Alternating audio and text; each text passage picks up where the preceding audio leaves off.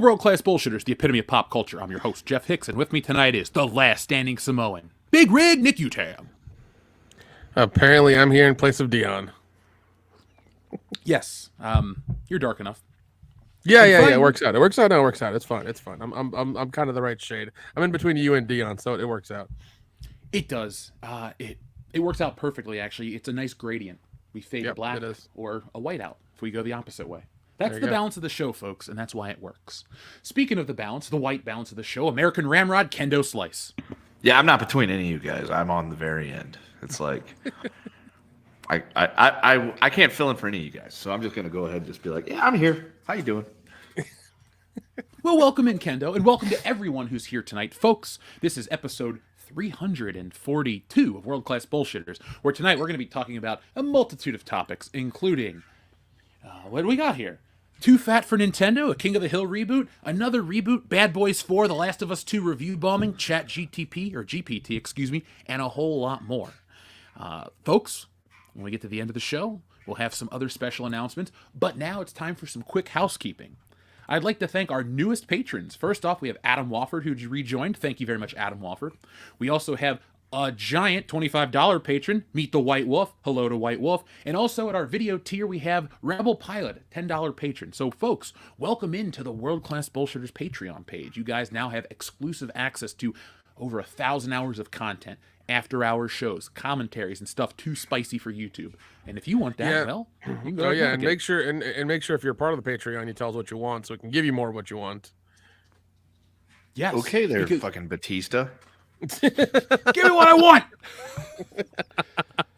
Well, what he wants is to not play Drax the Destroyer anymore. That guy just always. Oh, God bless. No matter how he says it, he always comes off like an ungrateful douchebag who's trying to just jump status. That's it. It's like, oh, he's like a roided up Kumal. No, wait, he's already roided up.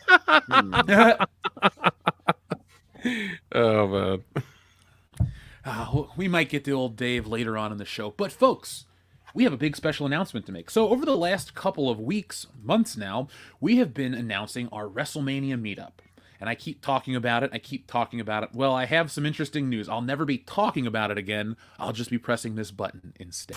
Attention, all wrestling fans. Get ready for the ultimate fan experience at the WCBs WrestleMania Fan Meetup in Los Angeles, California from March 30th through April 2nd. This event will bring together the biggest event in wrestling and your favorite podcast, as well as diehard fans from all over the world.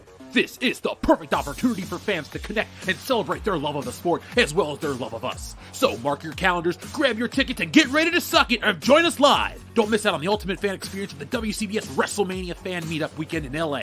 And if you're not a wrestling fan, there will be other YouTube creator events, including a trip to the brand new Super Nintendo World at Universal Studios. So listen to World Class Bullshitters Live for more updates, and for more information, email worldclassbs@mail.com. Thebestmail.com, jabroni.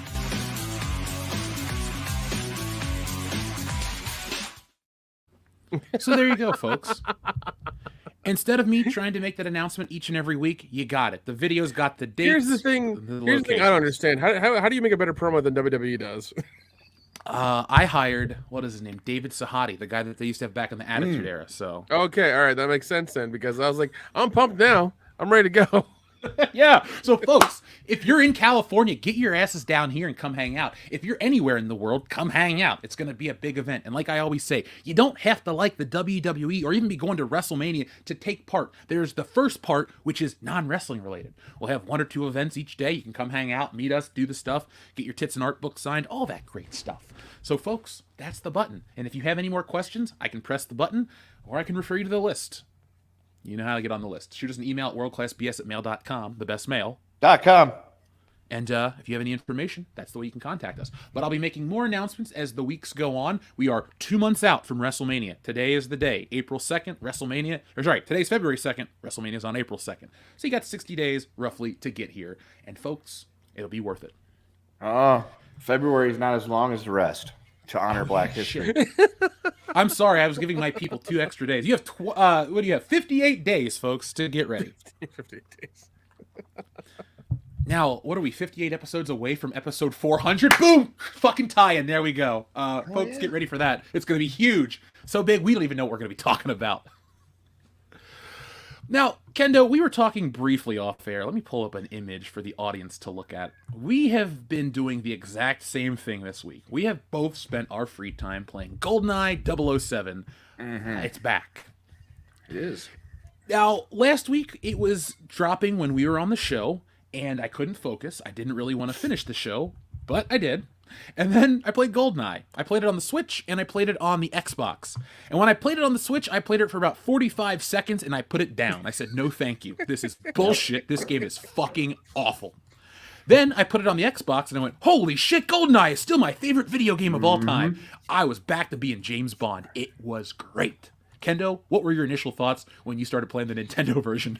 Well, I was playing it at the end of the show last week, and I was just playing on Agent, and I died on the dam on Agent for the first time in the history of me ever playing that game. I don't think I've ever even died on the dam in 00 Agent mode or even 007 mode because that level's a piece of piss. There's nothing to it. But yeah, dude, the controllers on the Switch are just fucking terrible. And like, I just could not. Nothing was working. It was like they had calibrated it for a 64 controller, but they had just extrapolated it out to the Switch for some reason. So it's like, I don't know what this is doing. I don't know why it's doing it like this. This is not good. And then I got up the next day for work, downloaded it onto the Xbox when I got home from work last Friday, sat down, started playing on the Xbox, and I would say by, what was it, Saturday, I had already cleared the whole game on Agent and started clearing it on Secret Agent. I'm going to do it just like I did it when I got the game for the first time 25 years ago. I'm going to beat it all on Agent, go back and beat it all on Secret Agent, beat it all on 00 Agent, and beat it all night. And then I'm going to go back and, get the cheats that I've missed along the way. Yep, so Ken's going to beat it until he can't beat it anymore. That's right. Well, folks, take a break. Now, Kendo, like you, I have enjoyed playing through it. I beat it every day. I beat the game relatively quickly. Folks, I keep telling you we're going to do the Twitch stream. I'm shooting for like 45 minutes on Agent. I think I can beat the entire GoldenEye. Really? Of GoldenEye. Wow, So okay. I think the game can be beat on Agent in 45 minutes without cheats, without anything special. I just know that this version of GoldenEye actually makes it a little easier on Xbox. Because back in the day, folks, when you would play GoldenEye, to duck or to crouch, you had to press the R button and down C, and that is how you crouched. On this Xbox, God, yeah, it's just B.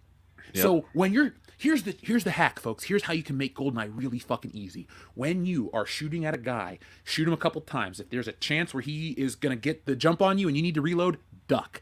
Ducking is your best trick in GoldenEye. If you duck every time they go to shoot, they fucking miss. And then circle them, go behind them, and duck. Then they have to fucking stop, turn around. It hassle or creates a problem for the game. So if you're trying to make it through GoldenEye and you're not that good at it, duck. That's how you'll win. Duck and shoot people. Not in the dick, in the chest, but it works.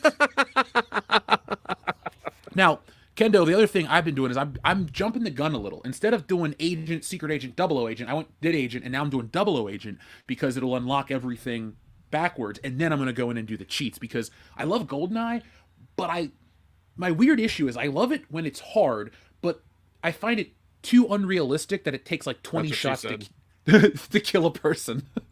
And so it bothers me that you like shoot a guy 5 times in the fucking chest and he just goes, ugh, and he's fine. So I want to unlock 007 mode, all the difficulty, but make it a little more realistic in terms of damage.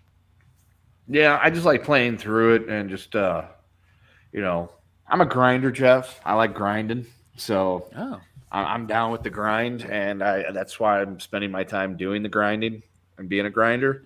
And playing through it on just working my way up, going through Agent, going through Secret Agent, getting up to 00 Agent.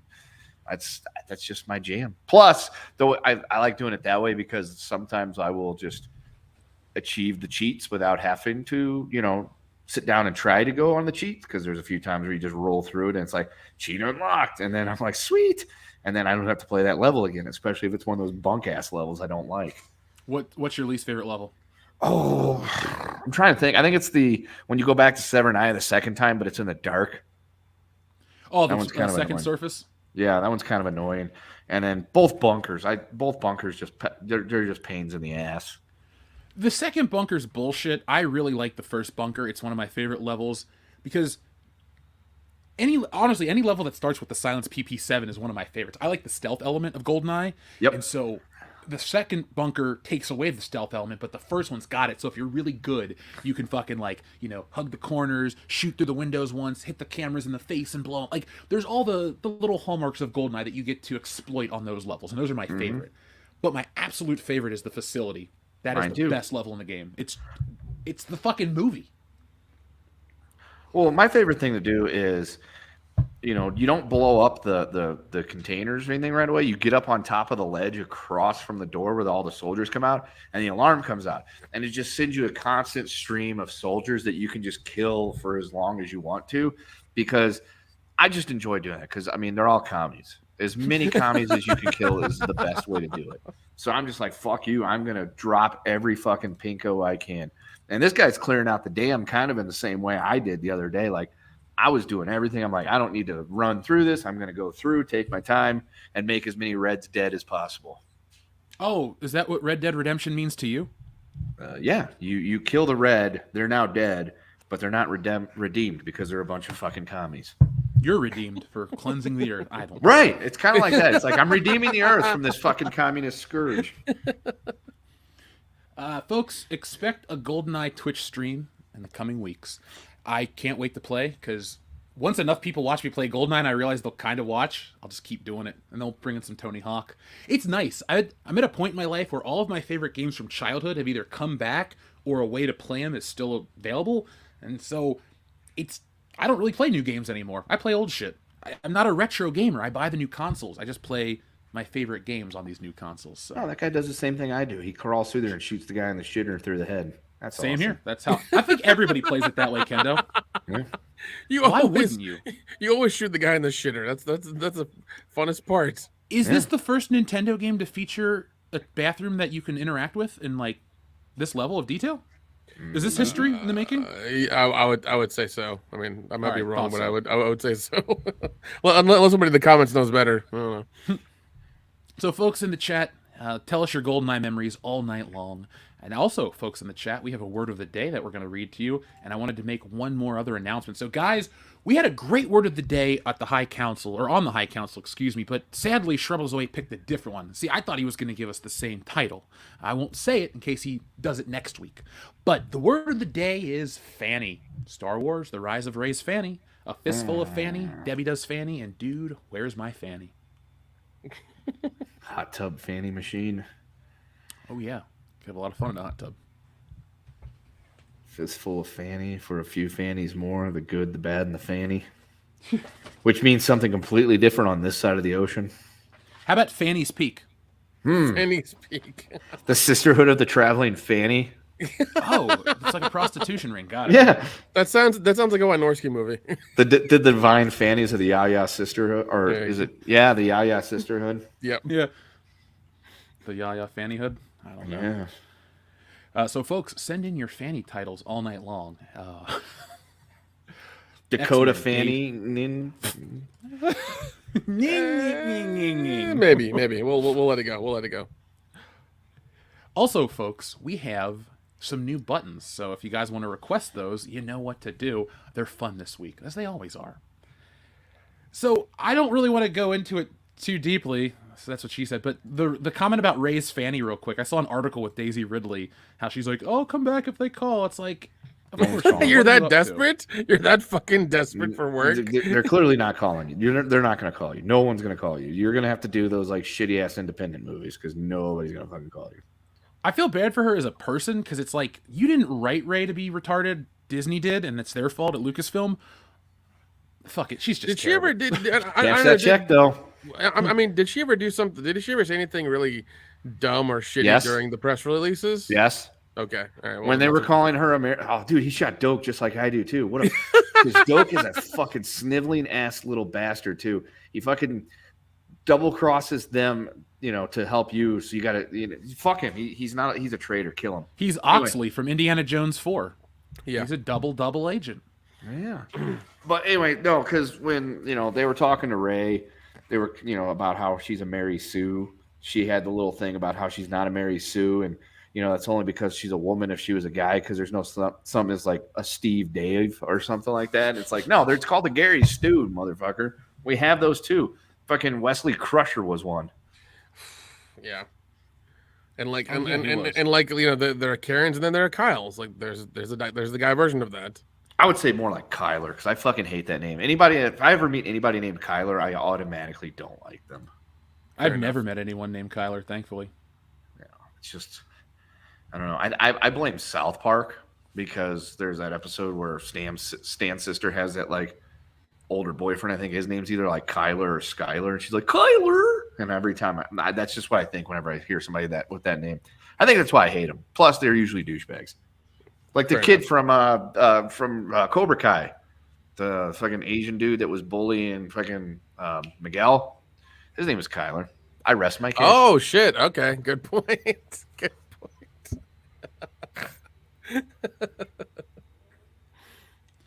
One last thing, folks, I did want to bring up real quick. Check your mail. Tits and Art has been showing up. Dr. Coffinail sent in a super chat to let us know he got his copy. And, folks, you can get a copy here. We have two different variants. Hold on. We have two different versions. We have the Terminator version and the traditional red cover version. They're both beautiful. I think both covers turned out great.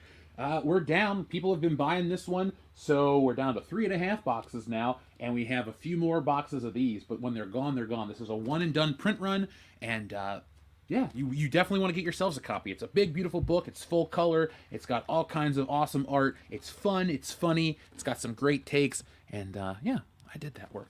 So, folks, check us out, titsandart.com right now. Link is in the description. All right, so I'm going to stop talking about GoldenEye, because unless people would want an entire GoldenEye show, which maybe we'll do one later, Kendo. Some GoldenEye memories. Oh, Zach Z got his copy of Tits and Art. Folks, be like Zach Z. Get a copy. So there we go. No more GoldenEye for now. GoldenEye. Surprisingly, that song doesn't appear in the game. No, it doesn't. You know what's weird, though? In The World Is Not Enough, the follow-up game on the N64, it doesn't feature the James Bond music. That's like, so weird. Yeah, they didn't get the license for it. So, kind of cheap. Now, folks, we're going to start off the show a little different, an old-school way. Kendo has something to share with us. Kendo, are you ready? I am. All right, folks, it is time for the Jeff Story of the Week. Hello, Jeff. Your story of the week this week comes from the great state of North Dakota, where on, I believe it was January 23rd. Anyway, last week, a topless woman broke into a church in North Dakota and ripped a large statue of Jesus off the wall, causing the sculpture to crash to the floor, according to cops, who say the suspect appeared, quote, under the influence of narcotics. You don't say. Police responded Monday evening to the St. Mary's Cathedral in Fargo. Look, and she a looker. I wish Dion was here so he could confirm whether or not he totally would. He would. Police responded Monday evening to the St. Mary's Cathedral in Fargo after receiving a report of a topless female damaging property. Upon arriving at the Catholic Church, Fargo Police Department cops spotted Brittany Reynolds, 35, exiting the cathedral. She had no shirt or bra on and was not wearing shoes, so that means she should have gotten no service. Just a moment. Hang on just a minute. Pictured above, Reynolds, who was detained as she sought to run from police, was unable to answer basic orientation questions and appeared under the influence of narcotics. Church surveillance cameras recorded Reynolds flipping over a potted plant before ripping the statue of Jesus off the wall. Police estimated that it would cost $11,500 to replace the destroyed sculpture. Charged with felony criminal mischief, Reynolds is being held in Cass County Jail. She's scheduled for a March 1st preliminary hearing. Reynolds' rap sheet includes convictions for disorderly conduct, resisting police, drunk driving, assault, shoplifting, and providing false information to law enforcement. So she's probably going to see a little bit of jail time and have to pay some restitution. Jeez. She looks like if Roger Klotz was a real person and female. Oh, man. I love the Jeff Stories of the Week. Nick, they're always my favorite. It was great when we used to do them and they were always Florida. Oh yeah. Oh man, yeah. That's the first time I've heard North Dakota having those kind of problems. But I guess it can happen anywhere. It can happen anywhere these days. I mean, the world is crazier than it was when we started this show. What do you think? That's true. if we could travel back in time to 2015. Well, no, hold on. Let's do 2017 because Kendo would be on the show. I wonder how the four of us would interact with the four of us from 2017. I mean, not much differently. We just kind of prepare ourselves, be like, "Hey, guess what's gonna, whatever, make sure you're really prepared. What's gonna happen in 2020? Like, shit's gonna go down." I would prepare myself. I'd be like, "All right, man, do these things." Yeah, that's all I would do is like prepare myself for that amount of time and that particular event happening, and be like, "Listen, a lot of things are gonna be said. Here are the results of what they actually mean. Take with it what you will." Yeah. Yes, that is a scar tattoo, Attila the Hungry. Jesus, look at that lady. I don't know. Now that she's going to jail, it might actually be a scar. Who knows? Yeah. Holy shit. Shizorjan sends in a massive super chat. I gotta press the button, folks. Thank you, Shizorjan. We will talk about this right away in just a moment. You know, they say all men are created equal, but you look at me and you look at Small Joe, and you can see that statement is not true. See, normally if you go one-on-one with another wrestler, you got a 50-50 chance of winning. But I'm a genetic freak, and I'm not normal. So you got a 25% at best at beating me. And then you add Kurt Angle to the mix, your chances of winning drastically go down. See, the three-way at Sacrifice, you got a 33 1/3 chance of winning. But I got a 66 2/3 chance of winning because Kurt Angle knows he can't beat me, and he's not even going to try. So, Samoa Joe, you take your 33 1/3 chance minus my 25% chance, and you got an 8 1/3 chance of winning at Sacrifice. But then you take my 75% chance of winning, if we used to go one-on-one, and then add 66 2/3%, I got 141 2/3 chance of winning at Sacrifice. See, Joe, the numbers don't lie, and they spell disaster for you at Sacrifice. So, Georgian, thank you very much for your massively generous Scott Steiner-sized super chat. Thoughts on Wikipedia now giving pronouns to Star Wars character bios? Does this mean Ula identifies as food/eaten? Oh, God. That's a good one. So Steiner Math is so long that I went and I read the article that I had pulled up about this that I forgot to read. So, Nick, there's no context needed. Wikipedia is the #1 Star Wars indexing website on the planet, and they now feel the need to add pronouns of the characters on the page for each description.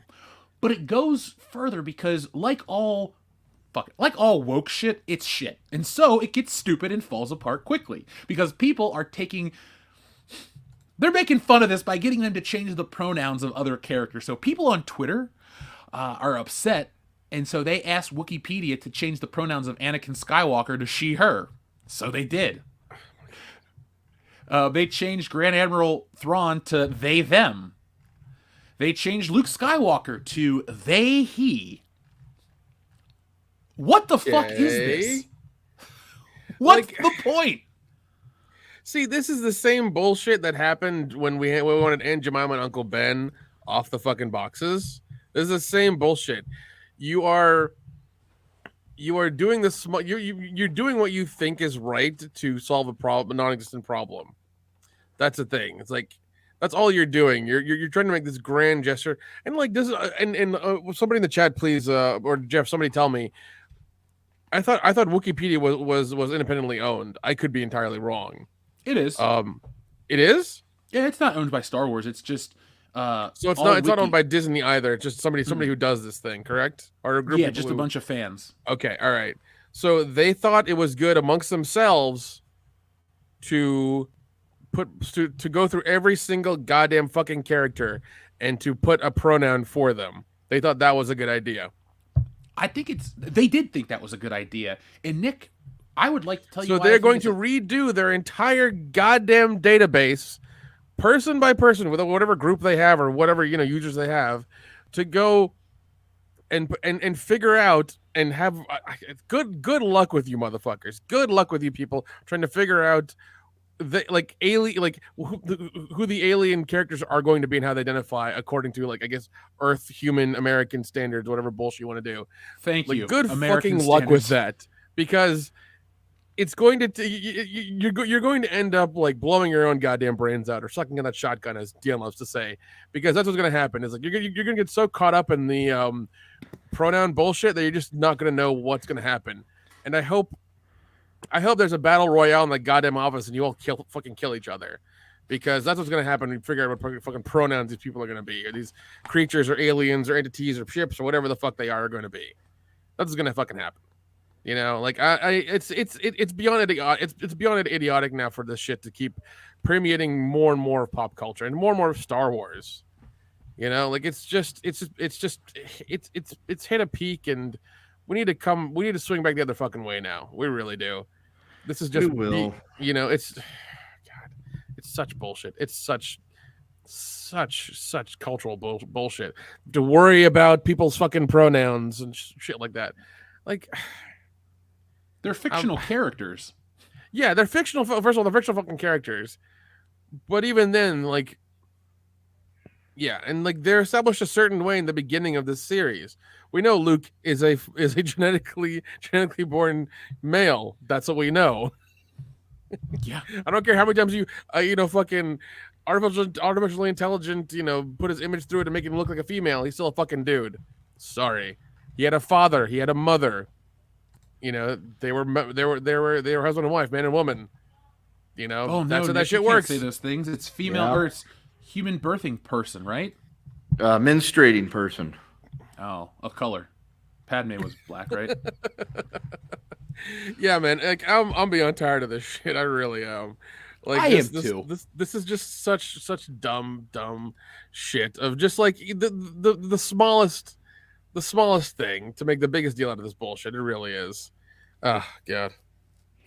The part that just makes me laugh is the fact that, like you said, what Earth American bullshit are we putting on Star Wars that takes place a long time ago in a galaxy far, far away, added to the fact, like, all the pronouns are, read the books. They're already in there, so it's like all you're doing is what? Because you can't address and change these things because of your fifis or your political views. Well, you gotta. I mean, if you're gonna, I'm sure they could have somebody sit down, kind of like, you remember when the WWE network like became a thing and they had to go and they had to scrub the WWF logo from everything they could, so that way it could appease the panda people. They're gonna do the same thing. They're gonna make somebody sit down and go through and like scratch out every like he and she and replace it with they, and they're just going to draw the line through it, kind of like bad joke text things where people like draw the line through and they go back and replace the word as a joke. They're going to do that and thinking they're actually doing something productive. I just recommend everybody give up on Star Wars. This is like you said, yeah. it's No, pointless. I really do. I mean, even when they did the whole thing about changing Boba Fett's ship from Slave 1 to what is it, Spaceship 1, whatever the fuck it was. It's like, now Fire Spray. They changed it Fire again. Spray. Jesus Christ. Like, it's always been called Slave 1. I'm sorry that goddamn offends you. I'm sorry that triggers you or whatever the fuck it is. Tough shit. Tough fucking shit. That's what it's called. That's what Lucas put in the books, in the movies, in the script, in whatever you love. Sorry. I mean, if anything, that's really racist to immediately go there when you hear the word slave, because like there's been a lot of people that have been enslaved, not just people of African descent, and to automatically associate that with that makes you a racist. That does make you a racist. The Romans were enslaving all sorts of fucking people, and the Egyptians, don't even get me started on the shit they did. That's true. You ought to know. God damn it.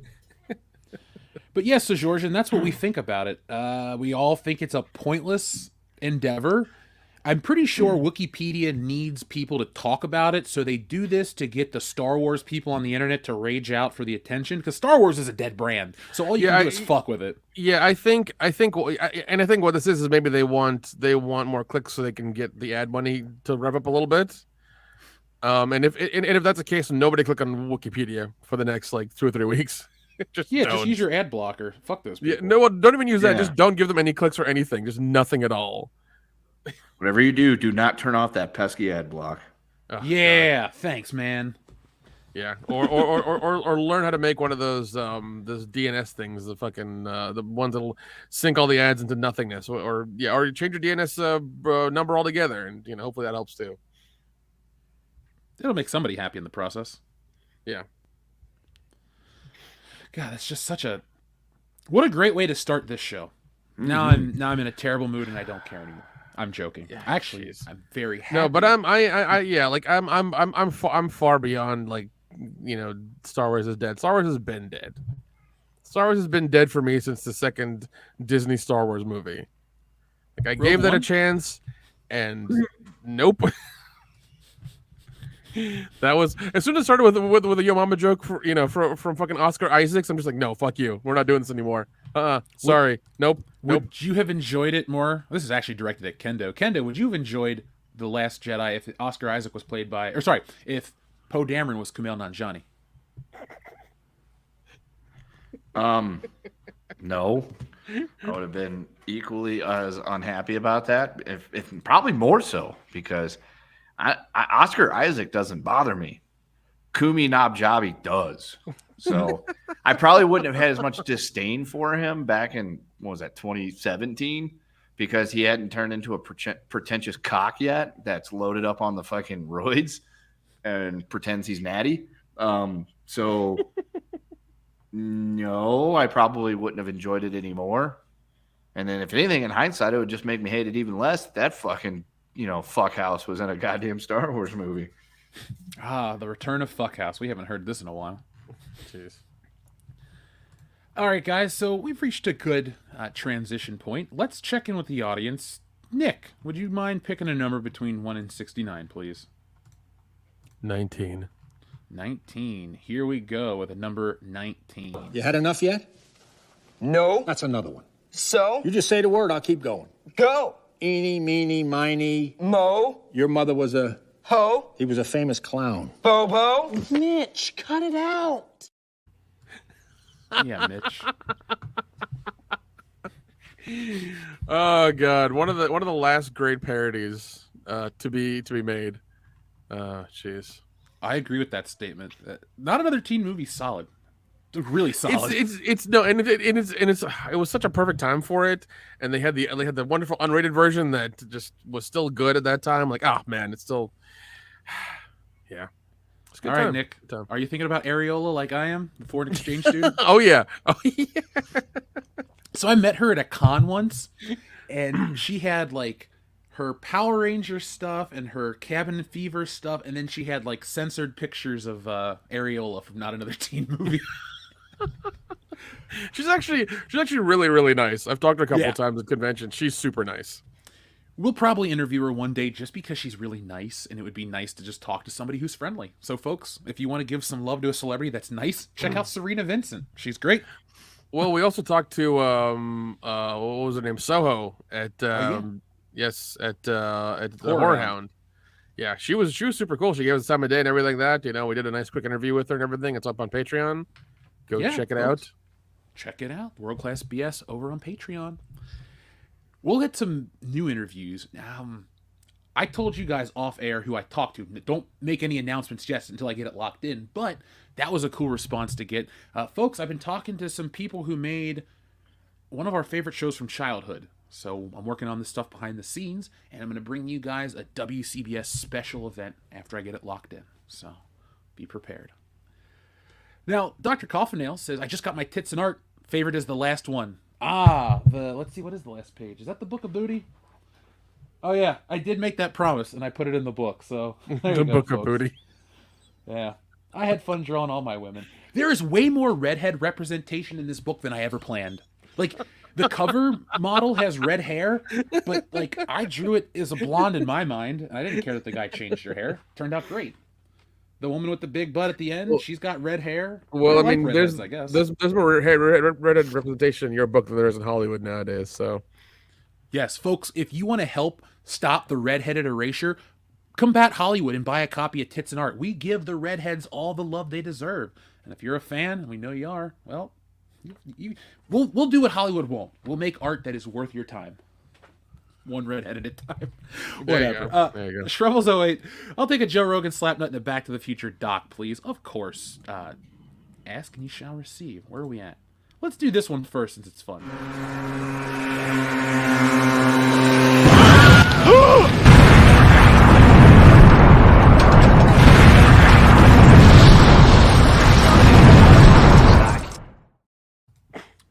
He's doubly dead.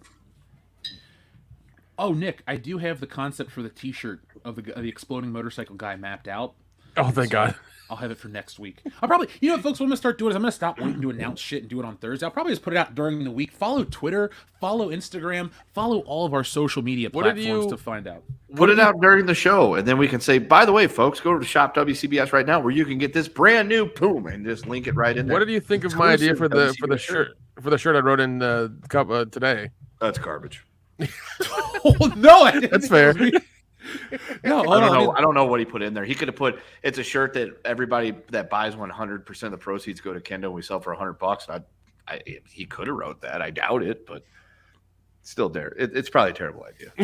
Oh, no, I love it. To me, that's the kind of shirt that we would sell beyond our store, like in our store, and then turn it into a design that people would buy elsewhere because it's a really good idea. So Okay, actually, that was actually really funny because I didn't know that was a thing until I saw somebody post that on one of the wonderful group things that I follow on Facebook that calls out people like that. Not the thing you're suggesting, the people that get all butthurt about it. Yeah. Ladies and gentlemen, introducing the one, the only, Dion Green. See, when you say it like that, I almost feel bad, but now I don't feel that bad anymore. What's up, y'all? What's up, dude? Did you get done watching Dark Fate or Twilight? Which one? What the hell do you have to feel bad about? Well, I was, and then they put me to sleep, so that's why I was kind of just a lie. I overslept my hate watch boner nap. I've had that happen to me. Like, I've put on certain movies to get angry, and then I just pass out. Like Mother. Oh, yeah, man. Oh, tough times. Yeah, it's hard out here for a pimp. But we'll make do. Now, we have a Joe Rogan button to press real quick, and then we have made good on this one. So, Joe Rogan, I don't know if we owe you something or you owe us something, but either way, here you go. Did you see that guy accidentally hit that moose with his car? No. Holy shit. Jamie, pull that video up. It's Mr. Flatnut to you.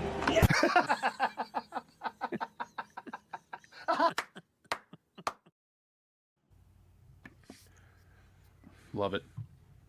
Moving on. Our friend Shajorjan says, Coach Kendo, assuming you know Woodrow Wilson's 14 points, what to keep, what to kill, and, if you can, what should have been added?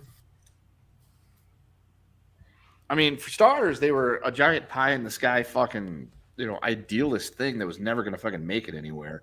Half the shit was all about, like, giving shit back and, trying to get everybody to be all happy and peaceful and, get rid of the colonies, although he was a fucking imperialist anyway. He wanted everybody to disarm, which was stupid. The only thing I would give him is that one of the things was open diplomacy without secret treaties.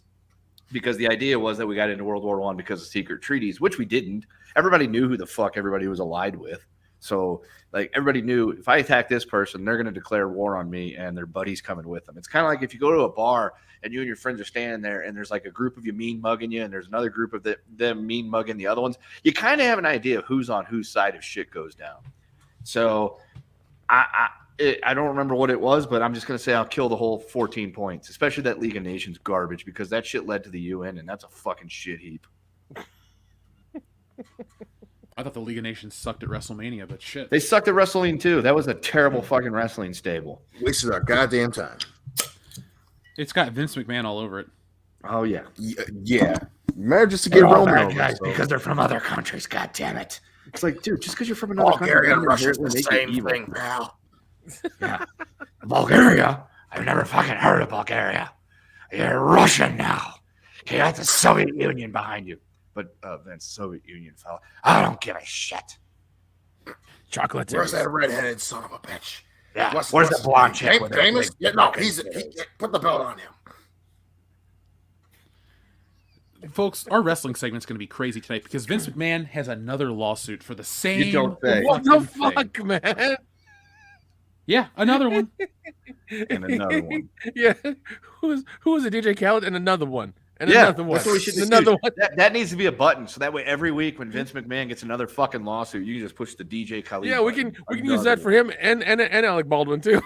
Oh god. Yeah. Every time He's Alec got- Baldwin does something stupid, another one. Yeah. Or I mean it'll have multi uses even when Disney fucks up. Another one. There you go. Thanks. Thanks, universe. That's a button idea. A DJ Khaled button is all we need. Yeah. Remind me later on. Ninja Lawyer Steve says, hell, WCBs, Jeff, did you get my email inquiring about 80s action heroes? I did not, Ninja Lawyer Steve. I will take a look at that after I get off air. Enrique Vasquez says, in each of your own opinions, what is the best sequel, third part, and fourth part in movies? Also, a Terminator button. All right, Enrique, I'll press that afterwards. But all right, guys, what is the best sequel, the best third film, and the best fourth film in a series? Lethal Weapon. That's the answer to all of them. Lethal Weapon. Fuck, that's excellent, actually. That's a great fucking answer. I mean, I was gonna say for 3, probably Die Hard 3. Die Hard with a Vengeance is pretty fucking good. Yeah. I mean, the classic, Empire and Return of the Jedi is always going to be the top of my list. Now, I'd be remiss if I didn't say Beverly Hills Cop 2 is the greatest sequel. I know, obviously, we're not going to say the same about the third one, but damn, I mean, for a sequel, come the fuck on. Very few, but obviously, Star Wars is Star Wars, baby. Also, to Dion's one of his favorite things, RoboCop 2. Yep. But not the third one. Yeah, RoboCop 2 is fucking awesome. 2 is, oof. Yeah, it is. So what can I say that's not been answered? Well, I'll throw Temple of Doom on there as a good. Well, that's a prequel, but that's still a sequel, right? Yeah. Well, yeah. Oh, it's okay. second release. Second release. We'll go with that. Fair. I'll go with that. A pre-sequel. Now, that's a great one, and so is The Last Crusade. But not the fourth Indiana Jones. So I'm going to actually do something kind of weird. I'm going to pick, Enrique, I'm going to give you a different answer. I'm going to say what is the most consistent film series through its first 4 entries. I'm going to go with James Bond. Dr. No is good, but From Russia with Love is a great sequel, probably the best Bond movie. Goldfinger is an awesome part 3, and Thunderball is a damn good part 4. So it's cheating because they're not, sequels, but they're technically the next films in the franchise. So I'll go with Bond. You could do that. You could probably do that with Mission Impossible as well. Oh God! Yeah. Oh shit! Yeah, but the third one sucks. It is funny that the first sequel is so fucking such a hairy sequel, but then they get back on track with 3, and then 2 was well, no. Here's what happens in a lot of these movies when they hit hard. Like the way I don't know, Mission Impossible 1, I don't know what happened, but everybody fucking loved it and it was so good that part 2. This happens a lot of part 2s or part 3 sometimes. Like it becomes a goddamn marketing campaign where everything in the movie is all about marketing. Like you remember the fucking sunglasses, the Oakleys. Yep. In the first part of the movie where they shoot it at him in the fucking on the side of the cliff and everything, and he has to put his eyes on there and he gets his mission and stuff. That became a thing. They sold those Oakleys for $200 a pair. Like it was ridiculous. It's a whole thing. The computers in that, I think the Sony Vios in that movie were a big thing. The cell phones, all that shit was huge. And then they once they made the ones that didn't make as much money as they thought, and was there wasn't a really good ROI. They kind of got back to basics on part 3 and was like, all right, let's do this right again. And they course corrected it, made it good. So. Yeah. They don't get me wrong. Everybody loves us some John Woo, but that second one, they were like, "Yeah, this ain't what we doing there, fellas." I don't know, John. Yeah, what the fuck they were doing, dude. Second one was John Woo just masturbating for 2.5 hours. Is all it was. It's basically John what it was. Woo, you know it. Good callback. Is he still around in some form or fashion? Zack Ryder? Yeah. Yeah. I forgot what the fuck he's going by now. Because him He's and Matt Cardona. Yeah, that's right. He's Matt Cardona. He was NWA champion earlier this year, and he's hopping around. Now he's the deathmatch king. Yep. Well, Yeah. So thank you, Enrique. You want your Terminator button. Where's the Terminator button? And then you also requested a new button in your next super chat. So we'll give you the Terminator one, and then we'll move on.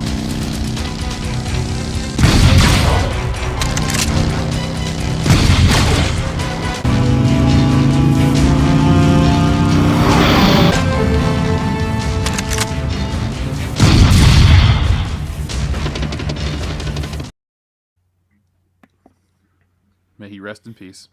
Amen. He says. And then, Enrique, here's another one. Cry me a river, dick face.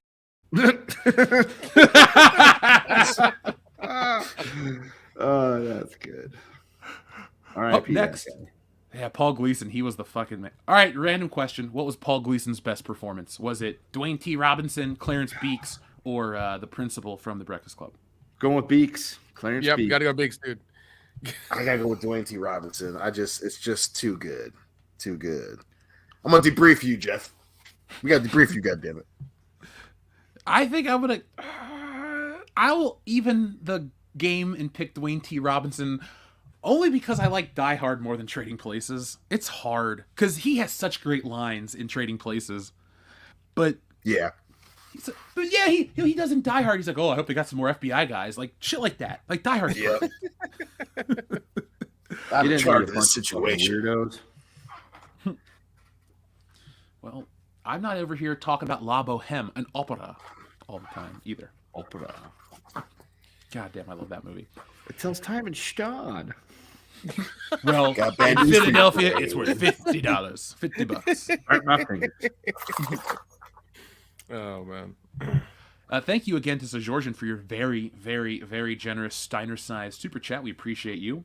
Enrique Vasquez says, doesn't this work against their favor? This proves that Anakin is really the chosen one. He's so strong with the Force that he can change his sex. Don't say that shit because they'll put that in the next fucking movie or show. No, what'll happen is they already have. They already got Lucas will Dude, they try already- to get onto it, and he will revamp it. You know, when he runs in, he goes, "I'm Luke Skywalker. I'm here to rescue the Princess Leia." They're going to redouble line. It's going to be like a McClunky. He's going to be like, "Hi, I'm Luke Skywalker. I'm non-binary and I'm gender fluid. I'm here to rescue you." No. He's gonna be a non-binary, gender fluid, and vegan. I'm here to rescue you. If you need my help or not, if not, cool. I'll just go and fuck off. Yeah, That's whatever. that's the line. That's gonna be the line. And I can't wait to watch that film. Aren't you a little short to be a stormtrooper? Are you body shaming me?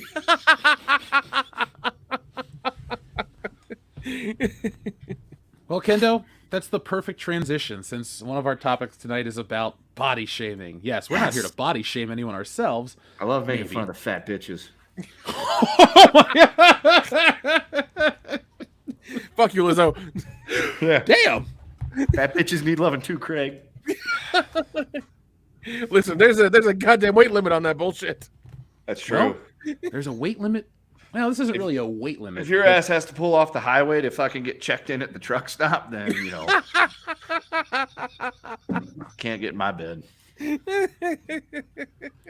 So, the world of Oh my Nintendo is opening at Universal Studios. Super Nintendo World opens at Universal Studios in like 2 weeks. And so this article popped up today that made me laugh. I wanted you guys to hear about it. Nintendo's big Mario Kart ride at Universal can only be ridden by thin people. And this is not the Babylon Bee. Oh, Super God. Nintendo World, the latest addition to Universal Studios Hollywood theme park, is set to open in just a few weeks. It has a featured attraction of Mario Kart, Bowser's Challenge, and it has a very specific requirement. Your waistline must be not more than 40 inches. An elaborate 3D and 4D ride, according to the official page for Mario Kart. Bowser's Challenge, the single-user ride, takes attendees through a variety of Mario-themed settings. But people are upset because they can't play it. On Twitter, this guy goes, nothing but wonderful things to say about Super Nintendo World except this. The body size limitations on the Mario Kart ride are absolutely ridiculous. I've never had any issue fitting any ride in my life, and I can barely fit into this one. Completely absurd. I hope there's Mario sitting right there. He's like giving you the instructions. You know, like when you sit down and they have like the little animated like guy on the TV giving the instructions, and he's like, "Welcome to Mario Kart. No fat fucks. Let's go." That'd be awesome. I'd pay for that just even if they told me, no, you're Oh too my fucking big to God. get on this. Go away. I'd be like, well, I'm sorry. I just watched Mario call that chick a fat fuck. That would be some shit. But also, it's one of those things where it's like, you're like, Mario Kart has been around since, like, I want to say since we were like kids or in high school. Like, it's been around for a fucking long time. Mario And came out on Super Nintendo like 30 years ago. Jesus Christ. Yes. Okay, it's been there for forever then. So the fact that you're making this particular park and this particular attraction for people our age who have extra income, and then you're making it only for people who are a certain size, I think that's a fuck up on the people designing the ride. Well, You in know, their defense, they're using go-karts. If they wanted to accommodate people like us, they're like, well, we can't afford that many fucking Silverados. Now, no, the thing, like, this ride is open in Japan. You would Oh, well, think, those people like, are tiny. yes. Also, you would think, like, I hate to play into stereotypes, but when you think of demographics and you pick the most negative demographics, like, think of negative gamer stereotypes, think of negative comic book fan stereotypes, and then think of the people that you are thinking about that are going to come to your place and make sure that they can ride rides because they spend money too. There's a little more to this. They said that while people are getting offended online, 40 inches is the standard size for the larger people, and if you go to the Universal website, it lists rides like The Mummy and Harry Potter are 40-inch limits. Now, I have no What problem they call riding the the Piper Mummy. Perry. Better than the Piper Niven. Oh, she's definitely bigger than 40 inches around to be. That was a lot of fucking tartan leotard there on that woman. Anyway, back to the no fatsos allowed. Well, no, it's funny that Universal kind of drops the ball. It's like, all right, we'll do that.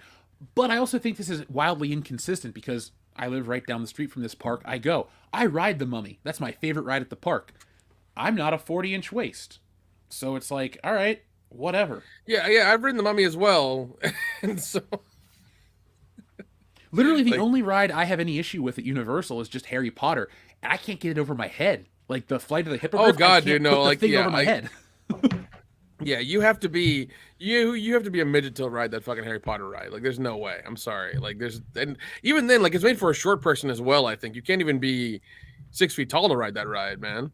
Yeah, so that's where my gripe is. It's like, all right, the weight restrictions, this and that, understand. But what about the height restrictions? I'm 6'5". I can't ride most rides in general. It sucks to go to any fucking theme park that's got all these great roller coasters. I have to give up on that, and I've had to for most of my life. But I like the theme parks. Have I gone to Twitter to bitch? Oh, woe is me, I can't ride the Vortex anymore. Well, the Vortex got torn down. Oh, woe is me, I can't ride the new ride. It's like, all right, I can't ride the newest ride. I'm just happy to be fucking 6'5". I'd rather be that than ride your ride. 30 seconds of joy or a lifetime of hitting your head on doors. It's a good trade-off. The Mario Kart ride, Jeff, also has two exits. One exits out to the gift shop, and the other one is for the fat people that can't get on it, and then exit out to the salad bar. Kendo, there's no salad bar at Super Nintendo World. It's just a fucking pop stand and snack stand. There's no healthy food at Nintendo World. Believe me, I've tried it all. Oh. Oh man, no, I do love it though. That is, yeah. I like apparently Fox News were the first to report on this, and I thought, of course, you guys are going to report on this. Of course, you are, guys. It's a pandemic that's taken over the country. People can't ride the Nintendo ride. Oh no, first world problem. Well, Yeah. maybe this ride will be the maybe this ride will be the thing that gets everybody in the U.S. to, like, start not being so fucking fat.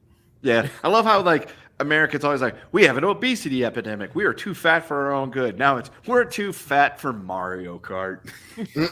What does the world fucking come to? I can't eat a goddamn cannoli then go on a Mario ride. What the fuck? I'm sorry, is this America? Yeah.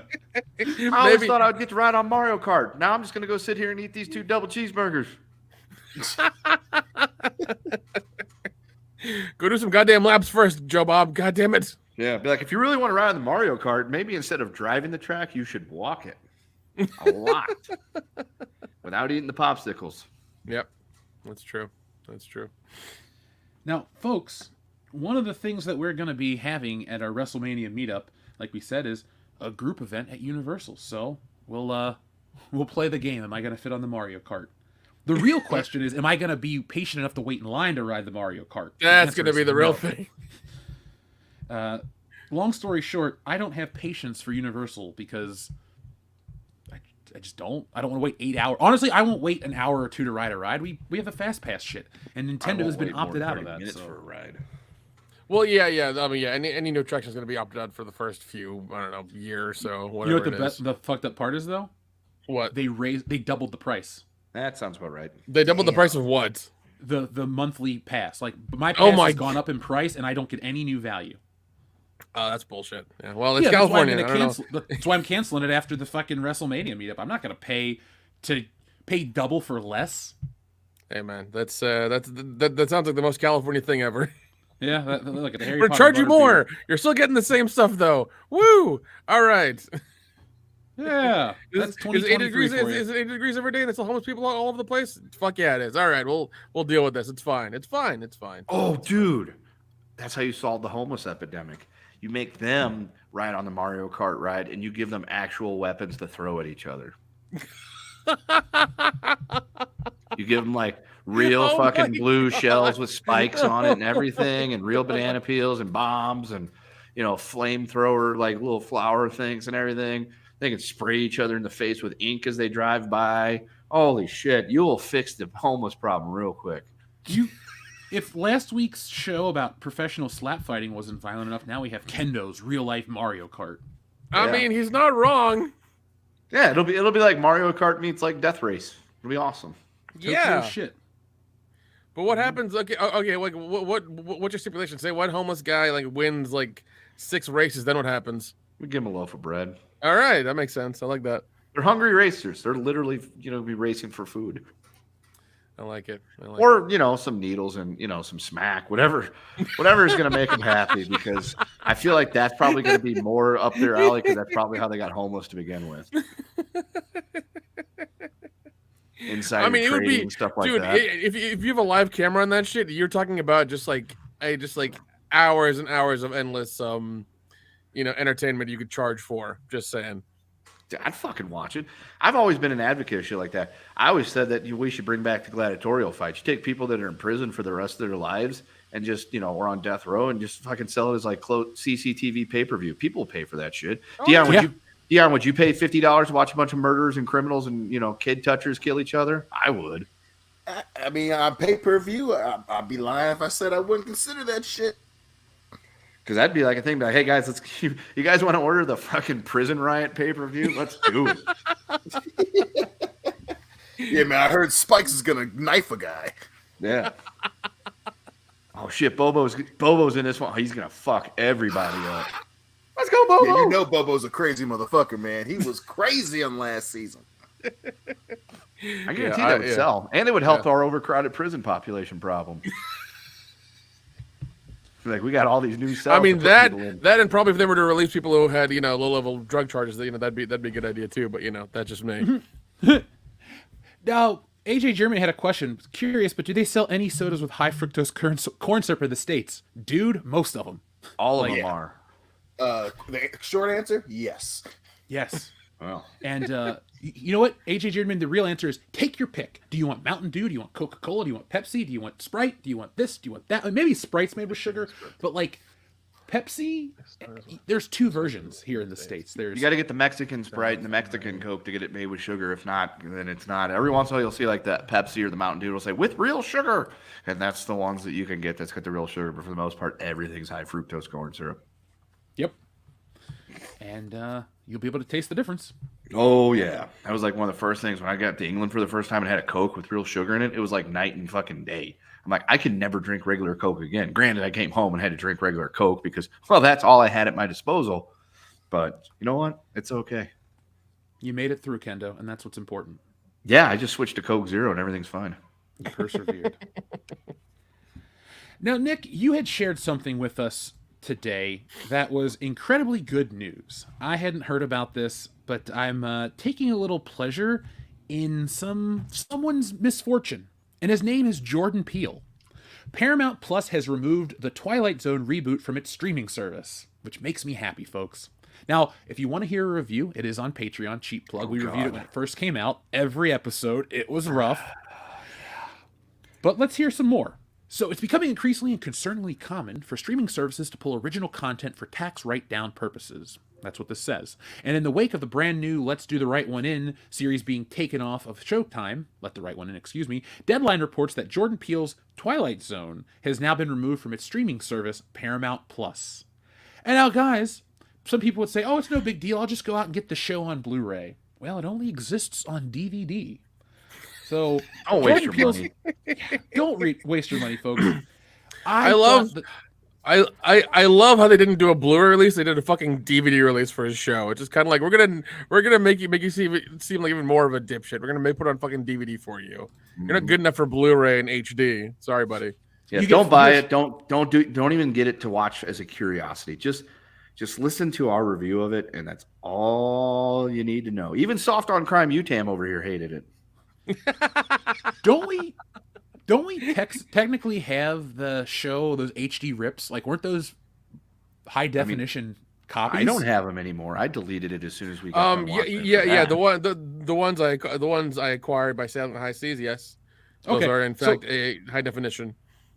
So, folks, if you love Jordan Peele's Twilight Zone and you need to get some high definition copies, meet us down by the bridge, and we will sell you a flash drive. $50. If you love Jordan Peele's Twilight Zone, unsubscribe. Oh God! Actually, don't. You know what? I don't think anyone was going to unsubscribe because no one here likes Jordan Peele's Twilight Zone. But folks, if you like regular Twilight Zone, hit 1 in the chat to let us know. Yeah. Well, and the good thing is that I think the original Twilight Zone is still on Paramount Plus. It is.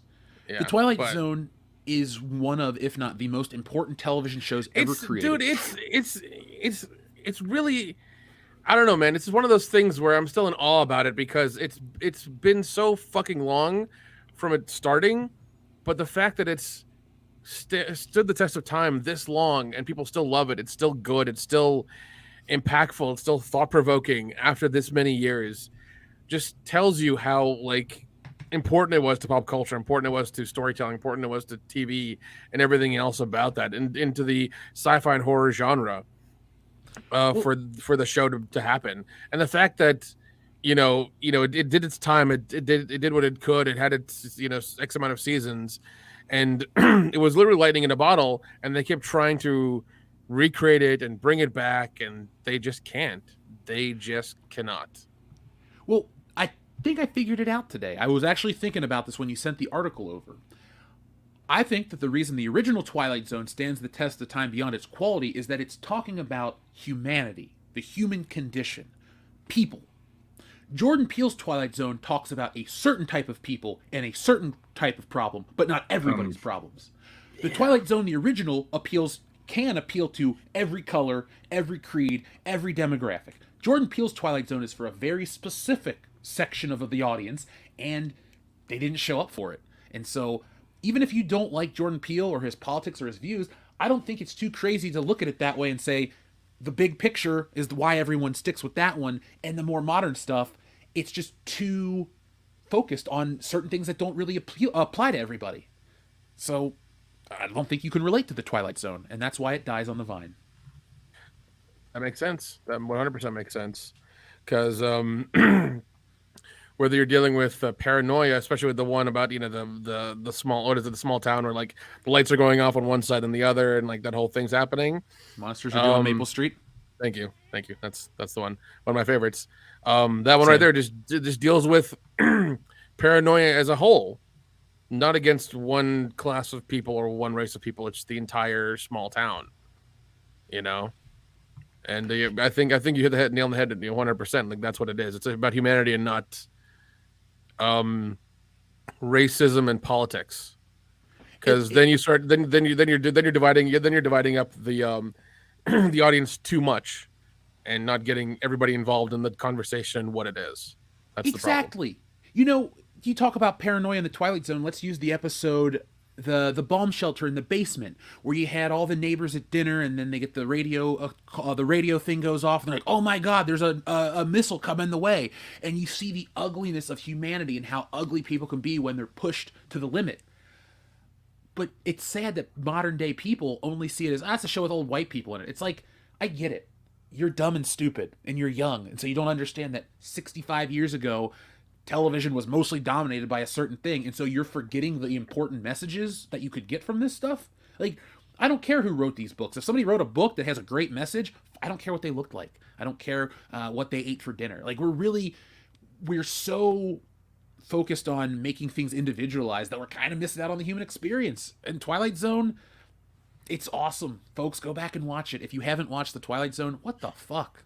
Seriously. All right, round table real quick. Everybody give one, not besides the episodes that we've mentioned, give one recommendation. Will the Last Martian please stand up? Ooh, that's a good one. That's a top 10 for me. I will go and say Nick of Time with William Shatner. God. I won't go Nightmare at 20,000 Feet because it's an awesome episode, but Nick of Time is less talked about, and it takes place in Ohio, which, you know, near and dear to my heart. Dion, Nick, recommendations? I mean, I gotta go with Nightmare at 20,000. I mean, that's just a classic. I love the Shatster, but my man, Jesus Christ, dude. My man is good in very few situations, and I'm glad that it's two of my favorite things, Twilight Zone and Star Trek. But that's pretty much it. Listen, and I love that episode so much. There's something I have to say about that, but before I tell you mine, that what was it? The episode of Shatner came out, and then the movie came out. It permeated pop culture so much that they made a joke about it on Third Rock from the Sun. Yes. But both those guys were like aliens and on a plane. The joke that was like really, you had to like fucking just look for it. It was so quick that went by in dialogue. Was so fucking hilarious. Do you remember what it was, Nick? Oh God, dude! I do. He goes. Dick goes up to the big giant head. He goes, "Oh, sir, how was your flight?" He's like, "It was good, but there was this weird thing on the wing." And he goes, "Oh my God, the same thing happened to me." There you go. That's it. But it's brilliant. It's oh God.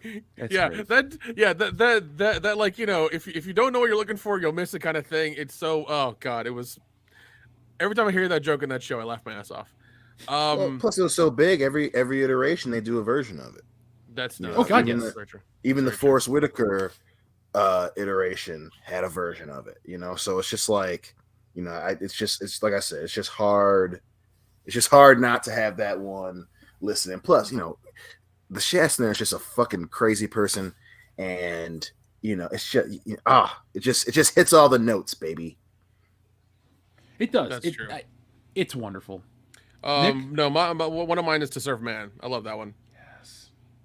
Great show, great episode. Yeah. Mm-hmm. But I mean, yeah, and once again, we could mix and match and things like that. But I feel like if you're, let's say, below, 30 and younger, you need to fucking watch the old Twilight Zone. It's a must. You have to acquire it.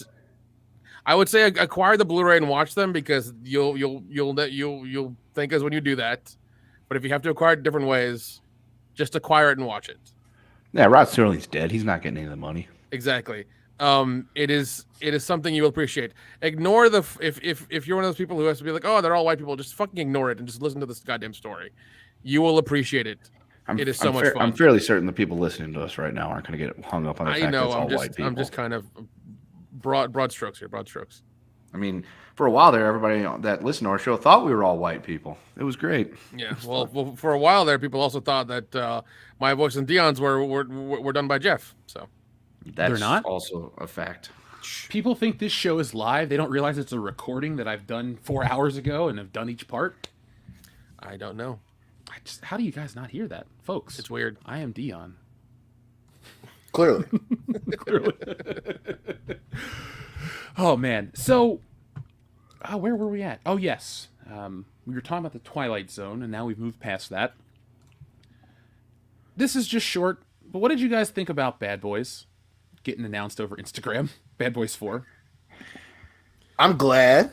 Don't get me wrong. 3 is definitely not. It's definitely the third ranked Bad Boys movie. But I had fun. Don't get me wrong. Anything that has an old school kung fu movie storyline, I'm all in. But I thought that was it, and I was okay with it. And I don't know if I trust him for a fourth one, but it's Will Smith and Martin Lawrence.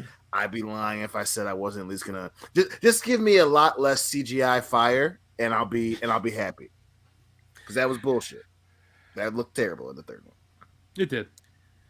Yeah. Don't give me some ridiculous backstory about him being a secret agent again for like a weekend, and then him like having some fucking Spanish girlfriend who's also part of the fucking cartel. Like, don't give me that bullshit. And also, can Martin quit losing kids every fucking movie? Can we stop that?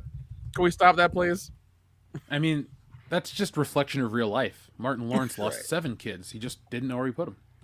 Oh, God. Plus, I do want to see the silliness of the sequel where his son, who's in jail for killing the fucking captain of police of the Miami Police Department of their fucking narcotics division, is somehow going to help his Will Smith, and like they're going to be like, yeah, sure, the dude that killed a captain, we'll help him out with some shit. I want to see how that shit works out. I will watch this movie because I didn't think Bad Boys 3 was that bad. I didn't think it was good, but it's better than Beverly Hills Cop 3 and many other third parts of an action franchise. Like, it's better than American Ninja 3 with Michael Dudikoff. There we go. Yeah, I think that's a very fair assessment. Better than Ninja 3. Folks, if you can think of a movie better than... Folks, name movies that are shittier than Bad Boys 3. We'll have fun. Oh, God. Yeah, but Bad Boys 3 was just kind of just like, I don't know, man. I wanted... They were just focusing on them being old. I'm like, we understand they're old. We get it. But, like, you don't have to concentrate on that the whole fucking time. Like, we get it. Just, I don't know, make them not seem that old. Well, it's not like we're in charge of these things. Yeah, well. Bad boys. What you gonna do? I don't know if we should do this sequel. Bad boys. How do you not know the words at this point, man? Come on. God, that's such a funny part of the second one. God, Yeah, I know. damn, they're so good. It happens in the first like 10 minutes of the movie. The second one's great. The second one, dude. I dare I say One the of the greatest second one's action movies of all time. yeah. Dare I say the Agreed. second one's a little bit more action packed than the first one is. Dare I say that? Yeah, the Much first more one is action-packed. very mid '90s for sure. It is. and It's the second very. one is very early 2000s. It is. No, I did. Yeah, 100%. And then 3 is very much. I don't know. Whenever the fuck it came out. What was that 2019, 2018? Yeah, and it also wasn't done by Michael Bay, the third one. So Yeah, that's probably the reason. yeah. Because he would have been a lot better with those CGI flames. Yeah. Because I don't know, of all the issues with the third one, just that one just pissed me off. I'm like, those they look so terrible. And you got Martin Lawrence's fat ass like hanging off of that balcony. I was like, what? Come on, y'all. We could have done a different action scene here at the end. Like, we're in Mexico. Come on.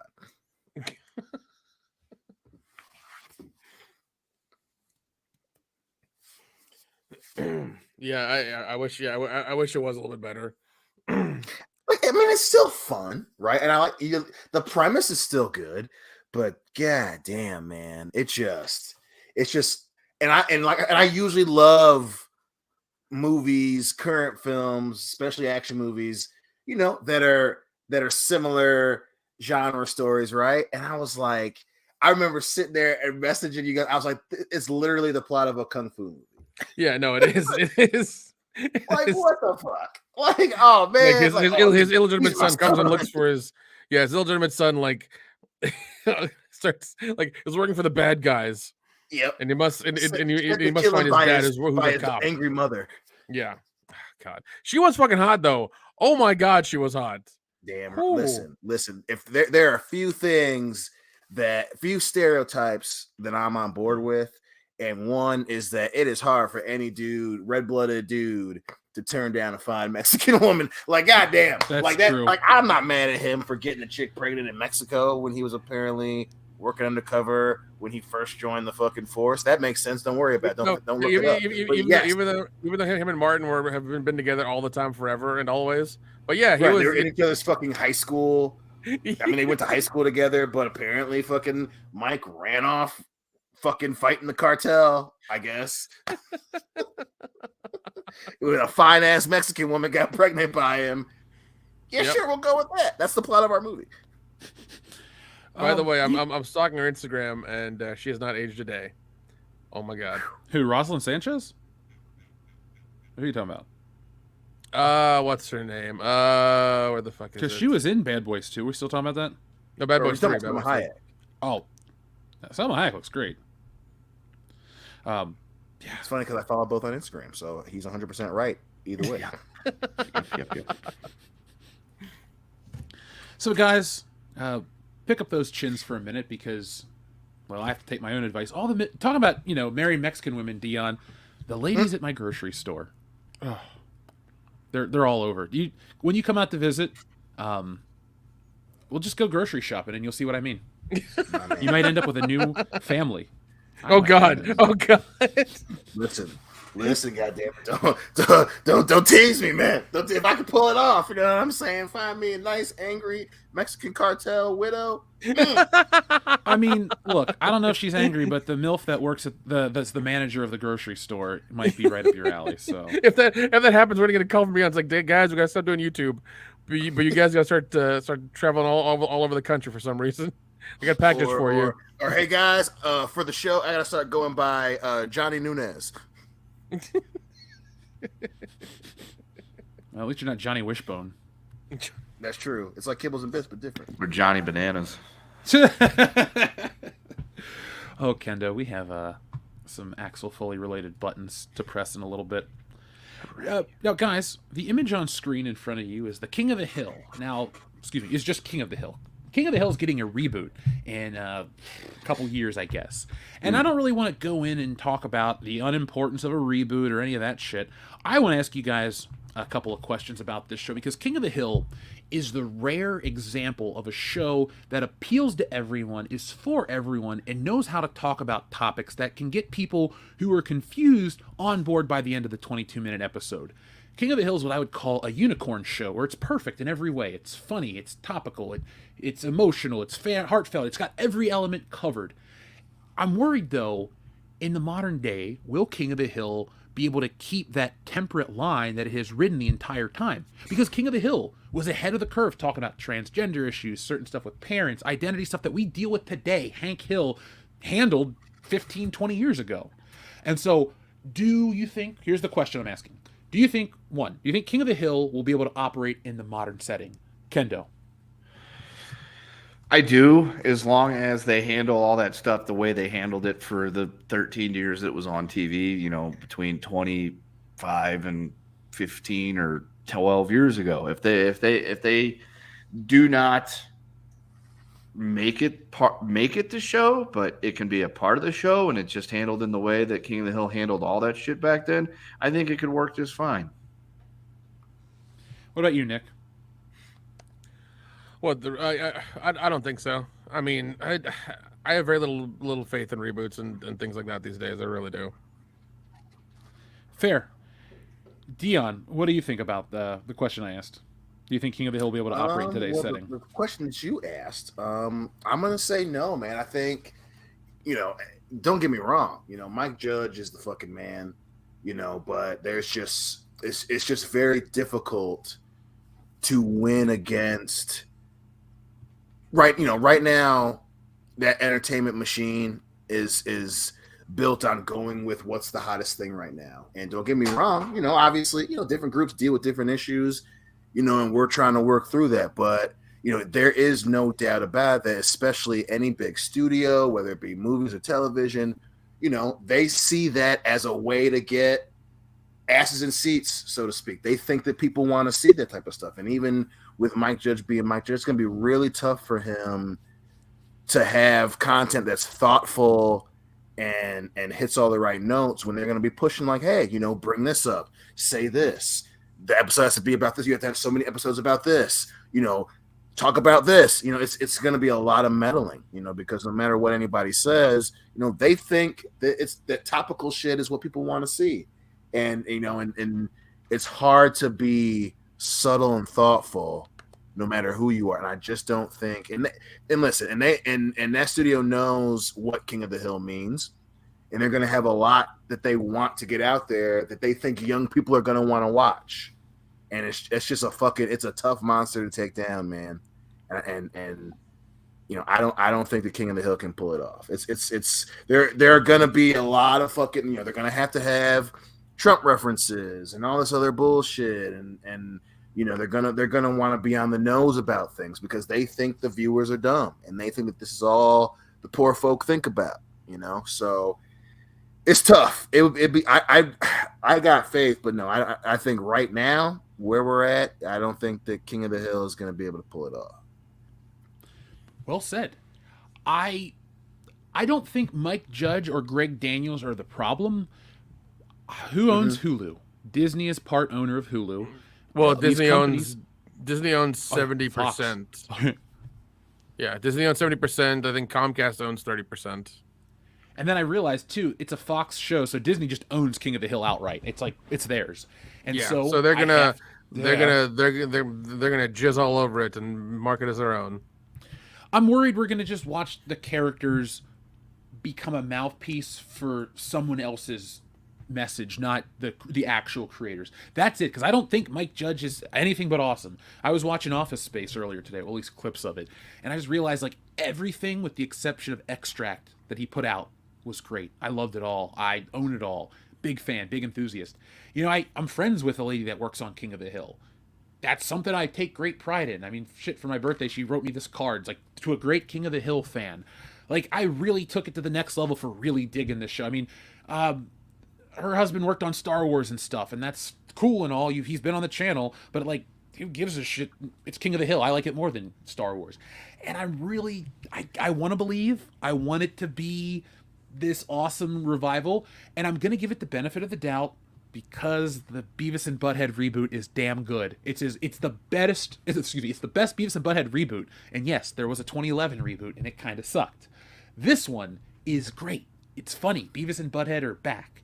I hope they can do it again, and I'm going to give them the benefit of the doubt. But folks, we will be covering it, we will be documenting it, and we'll be commenting on it because it's important. It's part of the cultural tapestry of America. King of the Hill is just one of those shows. I love it. It never has gone away, and it never will go away. I watch it. I watch King of the Hill most days of the week, honestly. It's one of the only reasons I keep Hulu. I don't give a shit about other shows, just King of the Hill. You think that's Mike Judge's best work, guys? Yeah, I do. Yeah. Same.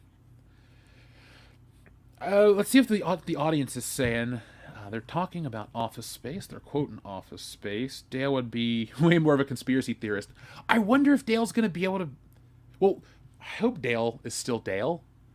If anything, they should write out Luann and Lucky as having moved out west or anywhere, because both of those voice actors are dead.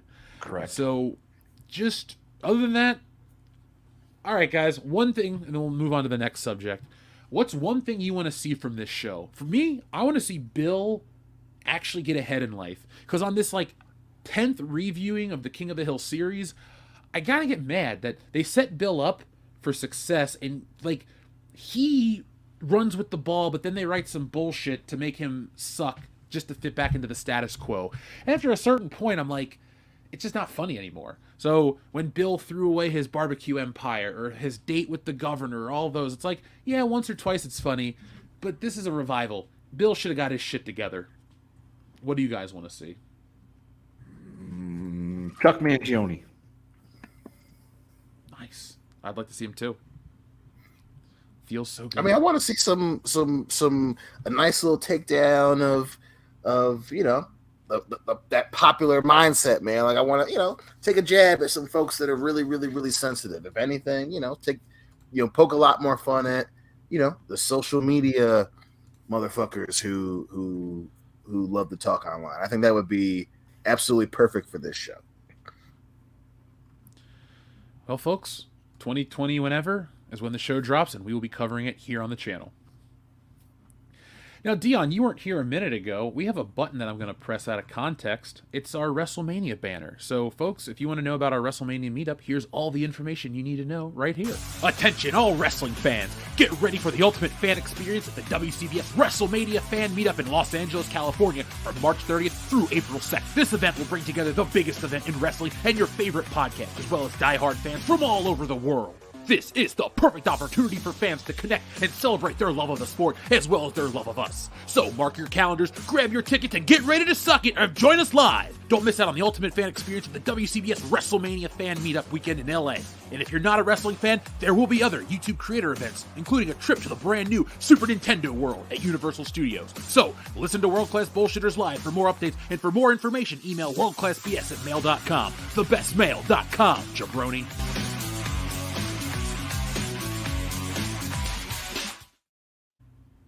There's all your I information. love your folks. monster truck voice. Get ready to suck. I mean, Dude, there were so many takes of that. Like, I sent you guys the one as a joke with the rock music, but there's a lot more.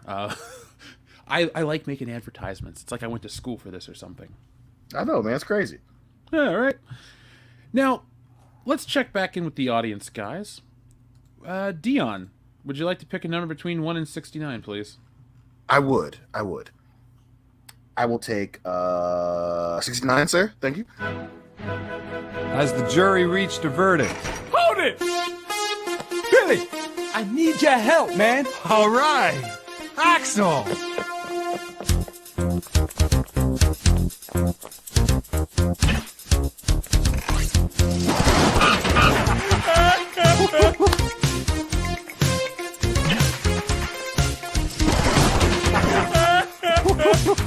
I'm sorry. We're all out of bananas. Axel, don't go. Honey, wake up. What? Oh, I had that dream again.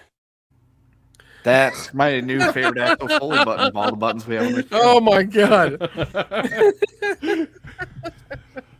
Him in I those remember fucking when- judge robes. God damn it. I remember when my cousin showed me the Clerks cartoon on DVD, and he's like, I know you'll like this whole show, but I'm going to show you this episode first. And it was the courthouse one. And after we got back from that vacation, I said, Mom, can you take me out to the store so I can get a copy of the Clerks cartoon on DVD? I fucking burned through that shit. That was a great show. God, I'm sad that it never took off. Damn. That's where Kevin Smith should be. He should have a great animation empire and not making movies. I'm okay Yeah, with that. maybe had the animation thing taken off, you would have been, less of a jackass. Who knows? I watched part of Clerks 3 the other day. Have you guys seen it yet? I have not. No. Not yet. It's funny. I would have watched more of it, but I didn't have enough time to finish it, so I just was like, I'll watch it another time. But it is exactly what you expect. The acting is... I don't know how Kevin Smith acting got worse in his movies. Like, he used to cast just people off the street, and somehow in the first Clerks you got better performances than you do in this new movie. I think it's because Kevin Smith is high all the time, but everybody acts like so over the top, it's not fun. Like, even Randall is just a parody of himself. They took... I don't know. Randall in the cartoon has more of an edge than Randall in Clerks 3. Same with Dante. So, take that information and do with it what you will, but I don't plan Well, I on, mean, I know. Did Clerks 3 even get a theatrical release? Very yeah, limited. Very limited. Yeah, like nobody wanted it. Well, It no, was that's sad not because we had to like whore it out on Twitter and on social media. Like nobody cared about it. well, It's not that's that we the- didn't want it. Well, It's hold we on, that's not didn't the case want with the Kevin Kevin Smith version of it, of him as he is now version of Clerks 3. But that's not how any of this goes down. Kevin Smith years ago said that he makes so much more money himself by taking and doing these independent screenings and other stuff. He's done it since Red State Red State. So that's kind of been his thing for years. This isn't really an indicator that nobody cared about Clerks. It's more of like Kevin Smith doesn't get theatrical releases anymore, and he's just crying on the internet. So that's how he makes his money. But there's a reason behind it. From many years ago. And I guess if you got that kind of a fan base, it's great. I considered going to see Clerks in its limited theatrical run. 2 days isn't enough to go see a fucking movie anymore. No, because it was apparently it was super limited, and then he was doing he was touring and doing showings of the movie that way as well. I think so. I've met him. I've seen him at these things. It was fun. It was before we gave him a heart attack, though, so he might not be as nice. Oh, man. We're the worst. Now, up next, we had one from our friend Hot Cheetos 69 who says Michael Jackson was cast in a biopic. See who? Oh God, you guys know who was playing Michael Jackson in a biopic? If it's Flex Alexander again, I'm gonna lose my goddamn mind. Is it, if it's who? Flex Alexander again? Well, it's not. Michael It's Jackson. Michael B. Jordan. It's Michael B. Jordan. Nope. Michael Jackson's nephew, Jafar Jackson, to play him in biopic. Jafar. Oh my God. The Return of Jafar. Why isn't he playing Jafar in the live action, Aladdin? That's coming soon. It's just going to be... Oh, wait. Never mind. Well, wait, fuck. They can't remake it. Fuck. They messed up. Disney, this is why you're going bankrupt. You had Jafar at your disposal. That's true. Seriously. This is what he looks like. If he can... Look, he looks enough like Michael Jackson that you make his hair up and shit. He'll look like Michael Jackson. No, he doesn't. That man is black. Michael Jackson is white. Dude. Michael Jackson 3.0 was white. He looks closer to Michael Jackson 2.0. A little light skin. Like Michael Jackson 1.8, like something like that. Right, yeah. Yeah. No, that's what Michael he looks Jackson like 2.5. What he doesn't want to be is Michael Jackson 4.0. That's where, this is it. Oh, God. He looks like black and white Michael Jackson, like 1991-ish. Dude, he's like 4 shades off. He's like Michael Jackson. Michael Jackson is white from Bad On. Yep. So Thriller Michael Jackson? Yep. A little bit before that. Maybe a little bit before that. Just before that. Isn't it weird how like everyone all talks about Michael Jackson as, yeah, he used to be black. He used to be this. He like before he died, everyone, it was just common. Like we didn't even question it. Dude, there was that joke that I don't know who made it, but that was a wonderful joke. It's like only in America can a young black boy grow up to be a rich white man. There was that joke for the longest time. The richest. Hey, well, listen, one of the best jokes regarding Cedric is Hot Tub Time Machine. What color is Michael Jackson? Black?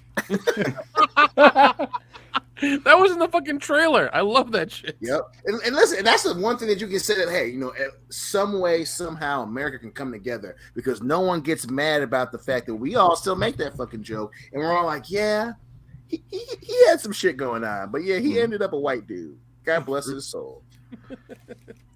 Till he got arrested. Well, But did he see any jail time? No, because he's rich. And he was white. That's true. There's a golden opportunity here. We should make our own parody book instead of 50 Shades of Grey, 50 Shades of Michael Jackson. Oh my God. All right, 50 Shades of Michael coming when? Like, all right, pitch It's me the story, Kendall. Fuck you. Oh my God. Damn it. I don't even know what I'm saying anymore. Michael Jackson. There you go. That's going to be Michael Jackson in the biopic. I didn't see the Elvis biopic. I didn't see the Freddie Mercury biopic. That was good. I might watch the Michael Jackson one. The Elvis one is interesting. Didn't what's his name get nominated for that? Yeah. He got nominated. The movie got nominated as well. Mm-hmm. But yeah, did you learn a lot about how all that shit went down? And I think it did a pretty good job of portraying him, because I think over the years people kept saying, "Oh, he stole black culture and this, that, and the other," but he was friends with a lot of those musicians and stuff that he knew, and he would always, and he hung out with them a lot too. It wasn't like he was blatantly stealing from them; like he knew them, and they were proud of what he had done, and like him getting them out there and getting them shows and stuff. So, it was. I don't know. It was good to watch and see how it how it all went down. Is that LaToya? That is LaToya. Yeah. Remember when they tried to make her a thing? Dude, she had her own 900 number, which was a psychic as well for a little bit there. It's like is Michael's talented. Jackson family thing. Yeah. Michael's talented. Janet's talented. The Tito and them, they don't want to do shit no more. Who do we got left? LaToya? Well, let's see what we can do with her. Nothing. Well, she's still alive. That's a feat. Janet's still alive too. Good. Who will be the last living Jackson member? The dad probably. Joe Jackson. Isn't I think he he's dead actually already? dead. Just, that dude, his face, you're like, God damn, I want to hit you really hard. It's pretty easy now because all you gotta do is dig him up. Yeah, he died June 27th of 2018. Yeah, Joe. Damn, he Jackson's died in been gone 2018. Yeah. Yeah. He died back when Solo came out, dude. Damn. Let's see. Let's pull up the Jackson family here and see who's still kicking, and we can make bets on this. So Joe's dead. Catherine, so the mom's still alive. Rebby, Jackie, Tito, Jermaine, Latoya, Marlon. There was a baby named Brandon who didn't make it out in 1957. Michael, who we all know what happened there. Randy, Janet, and Javon. So my money's going to be on. Jackson. I'm going with Randy. I'm taking Randy Jackson. Yep. I'll go with Randy as well. Sorry to sound redundant, but I want to win. I'm going with Janet. I'm going with Janet. Yeah, because I was going to say, like, Jackie, Tito, and Jermaine, they're all either in or on the cusp of the 70s. So I'm just going to say you got to go with Randy. I think Janet, the only thing that's got against her is she lived a pretty hard life in the 90s, and that shit comes back to bite you later on. So I'm going with Randy. My pick's Randy Jackson. Randy Jackson. Maybe we should do that. We should create our own Jackson family pool, like on the website. Like people can pick, and we'll see who wins in the next decade or two of which Jackson is the sole survivor. Listen.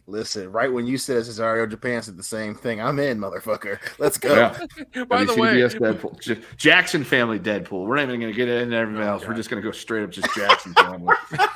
by the way, this kid is the most on-brand thing for our channel ever. No. This kid they're using for his biopic is almost off the wall shade of Michael. Almost off the wall shade.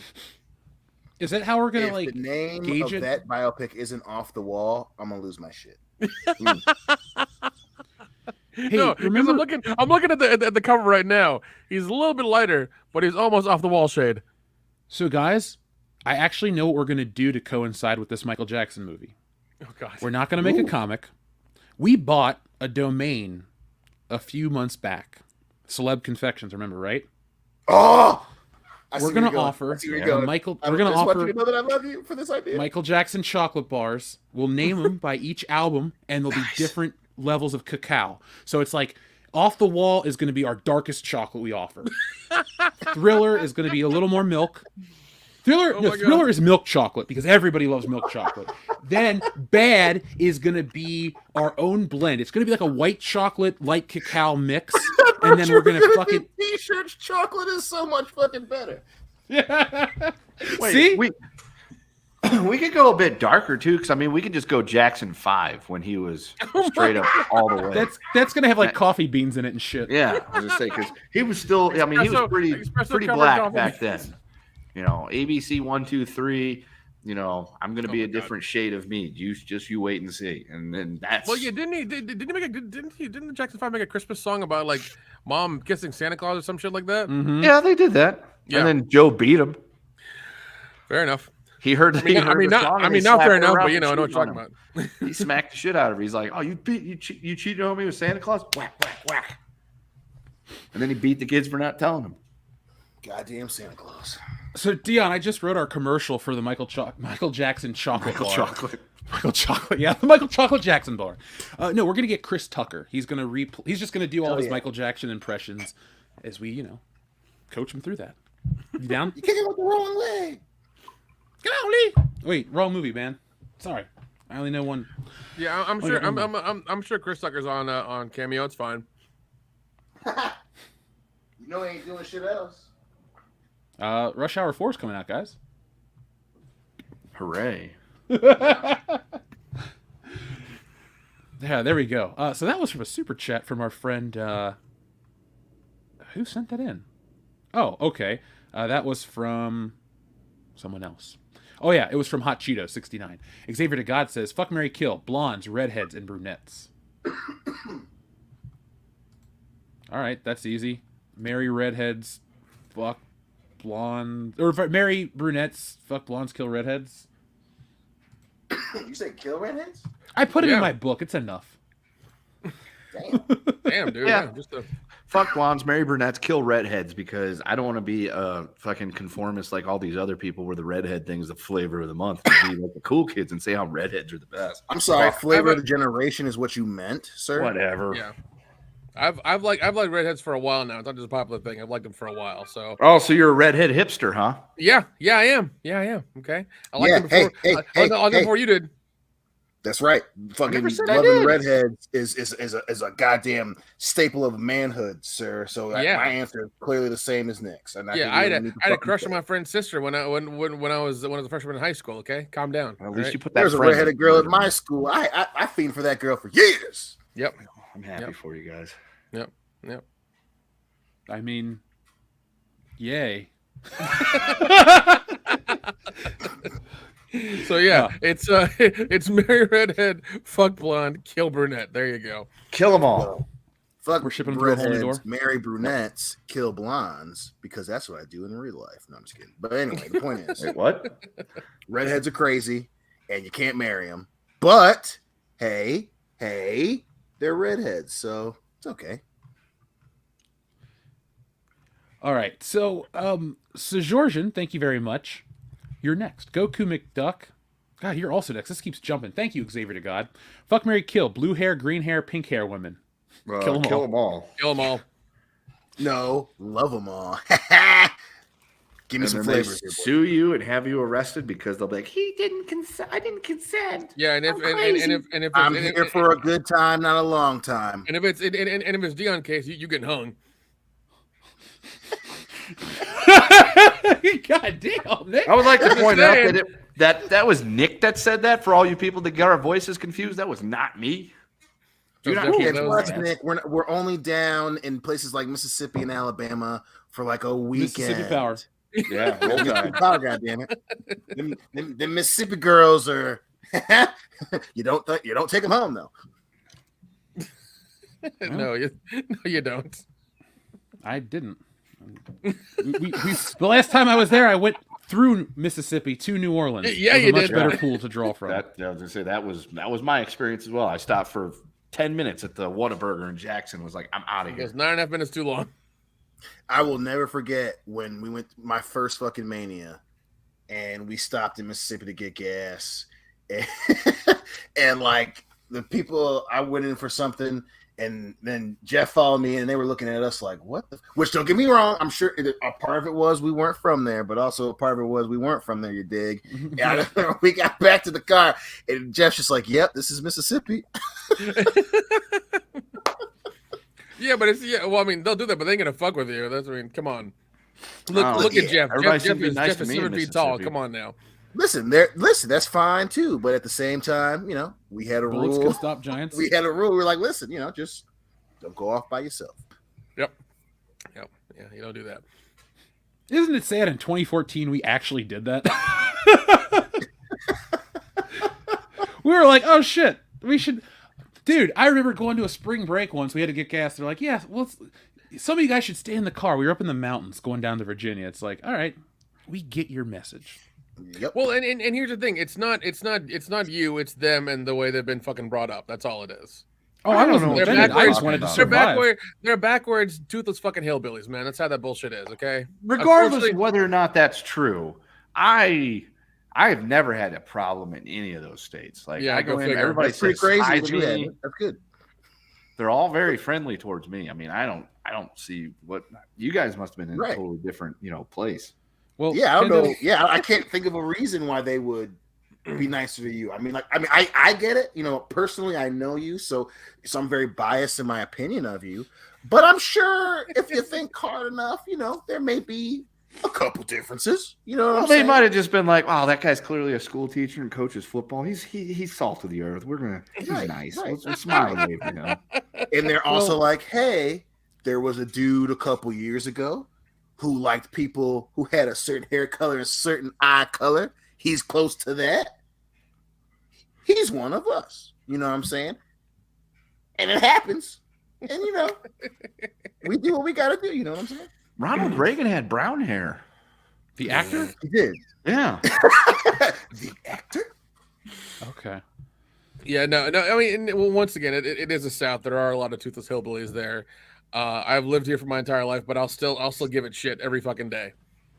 Listen, don't get me wrong. There are some good motherfuckers from the South, and a lot of them, Nick's those country folk who don't play that shit, but they're like, listen, my dad's best friend was a brother, or my dad's best friend is, whatever. There are a lot of those Southern folks don't play. So make no mistake about it. I am not talking about all of y'all, because some of you are some great motherfucking people who do not fuck around with their family and friends. We talking about the other ones. Don't worry. We talking about the other ones, who, some of them get online and say some crazy shit.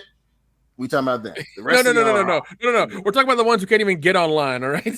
That's the ones we're talking about. Let's be real here, Dion. We're talking about the ones who don't even know what online means. Dude, we're talking about those motherfuckers. That's true. We're talking about those motherfuckers who have like three fingers per hand, all right, and 2 rows of teeth. Those motherfuckers, okay? And they lost one of them in a fight with a raccoon. Yeah, I know. Those motherfuckers. Those motherfuckers who think roadkill's a delicacy, okay? Those motherfuckers. Nick, you've seen some things and you've been hurt by some people. I'm sorry. Yeah. Listen. I'm the real Appalachian American. All right? That's seen some a shit. factual I've statement. Seen some fucking shit. All right. Listen, and we're still doing vacation in Galesburg at one of these days. Or Gatlinburg one of these days. So I don't say, where the hell's Galesburg? Don't worry. I know where the safe parts are, Tion. You'll be all right. Okay. Dude, Gatlinburg is like a tourist attraction. They see plenty of you guys all the time. That's not like anything unusual to them. Well, it's funny because I said Galesburg, and there's a Galesburg, Michigan. That's a lot closer to what Nick is saying. So that popped in my head. I was like, man, that reminds me of home. It's one of those misnomers about Michigan. Once you get out of the metropolitan areas, it becomes rather seedy rather quickly. We have so many weird fucking Michiganders, man. It's a Dude, part of the charm. But at the same time, you're like, I'm just gonna get gas there and then leave. Dude, the same thing in Georgia. Once you're about an hour or two outside the city, you go further north. It's banjo territory, man. Every man for himself. I'm telling you. Listen, dude. It gets weird quick. Actually, has lived in Georgia for a long time or is from there. When they say, "Listen, we've got some nice cities, but the rest is Georgia." Georgians and actual Floridians, people from Florida, are very honest about their state homies. Like, listen, we got some nice places, goddamn it, but. These stay on the fucking highway, all right? Stay on the goddamn highway. Stay close to the highway. Don't deviate. Don't detour. Don't do shit. You stop at the fucking quick stop at the Shell station. That's it. You don't stop at mom and pop's gas station shop, all right? You fucking keep on rolling then. Name brand gasoline, goddammit. Name brand. Yeah. You do not stop at mom and pop's gas and stop. Nuh-uh, man. No, none of that bullshit, okay? I'd stop there. If it ain't BP, Shell, Quick Stop, or whatever the fuck else, you keep it rolling. You keep it fucking rolling. But them southern cities, they know how to hang out, goddammit. I will give them that. Fucking New Orleans, I fucking love that place. Atlanta, y'all are fucking crazy down there. It sounds like you're singing a really weird like hip hop song, like fucking. How that's going on the album. Houston, jump on it. You're just like, Atlanta, we love you, we love you. Some of y'all's fucking crazy. Hey, New Orleans, hey, stop drinking so much. That we should do a song called Dion. This will be on Party Boob, folks. It's called Dion's World Tour, and this is literally Dion trying to say the nicest things possible about terrible places he's been to. He's like, I like you. I drove through the state. I'm gonna take that whole description as a compliment, and that is definitely going on.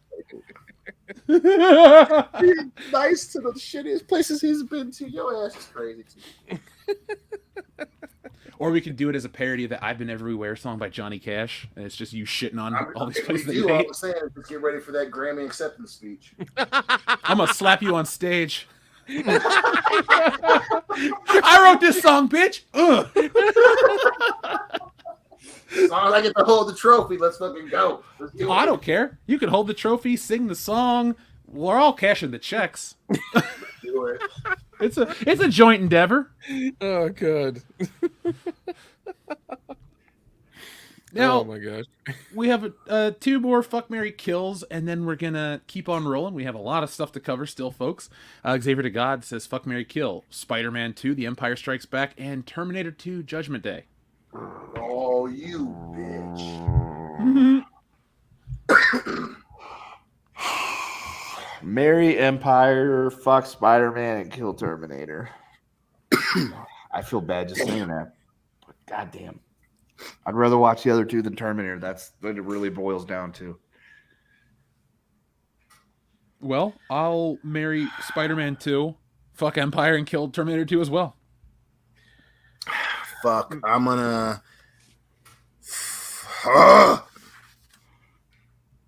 fuck Empire, marry Terminator 2, and I can't even fucking say it. It's hard to I say. love I that know. movie so much. Yeah, and kill Spider-Man 2. That you have destroyed this family. That was gonna be my choice as well. Unfortunately. This was hard, Cesario or Xavier to God. That one hurt our souls. Yeah. Xavier to God also asks, fuck, marry, kill. Oh, I guess this is mainly for me. Spectacular Spider-Man, Spider-Man 2, and PS4 Spider-Man. Well, you're making me pick between my children now, and that's not right. But to give you an answer, let's see. Oh, God, actually, it's difficult because these are like my favorite Spider-Man things from their respective genres or their respective mediums.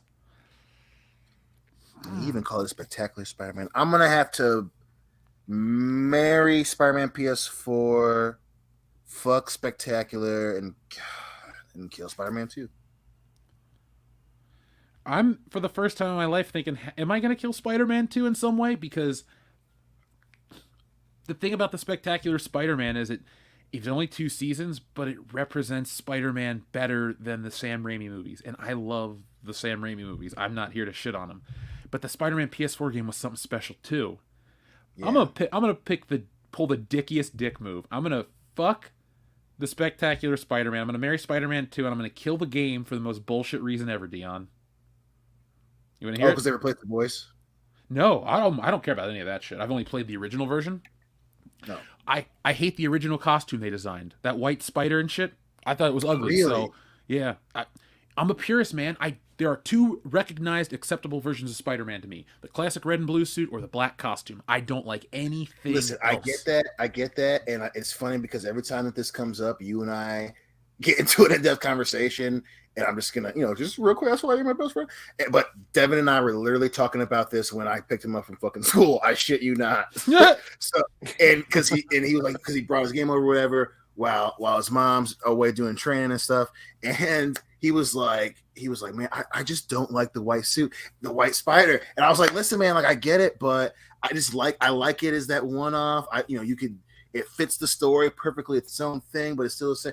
But I get what you're saying too. It's a tough one. God damn. It is. I don't like it. But Xavier to God, thank you.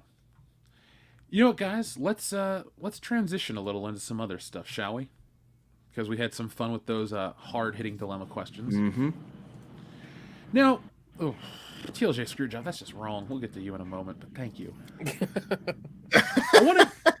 I'm glad the fans love me so much. God damn. Yeah.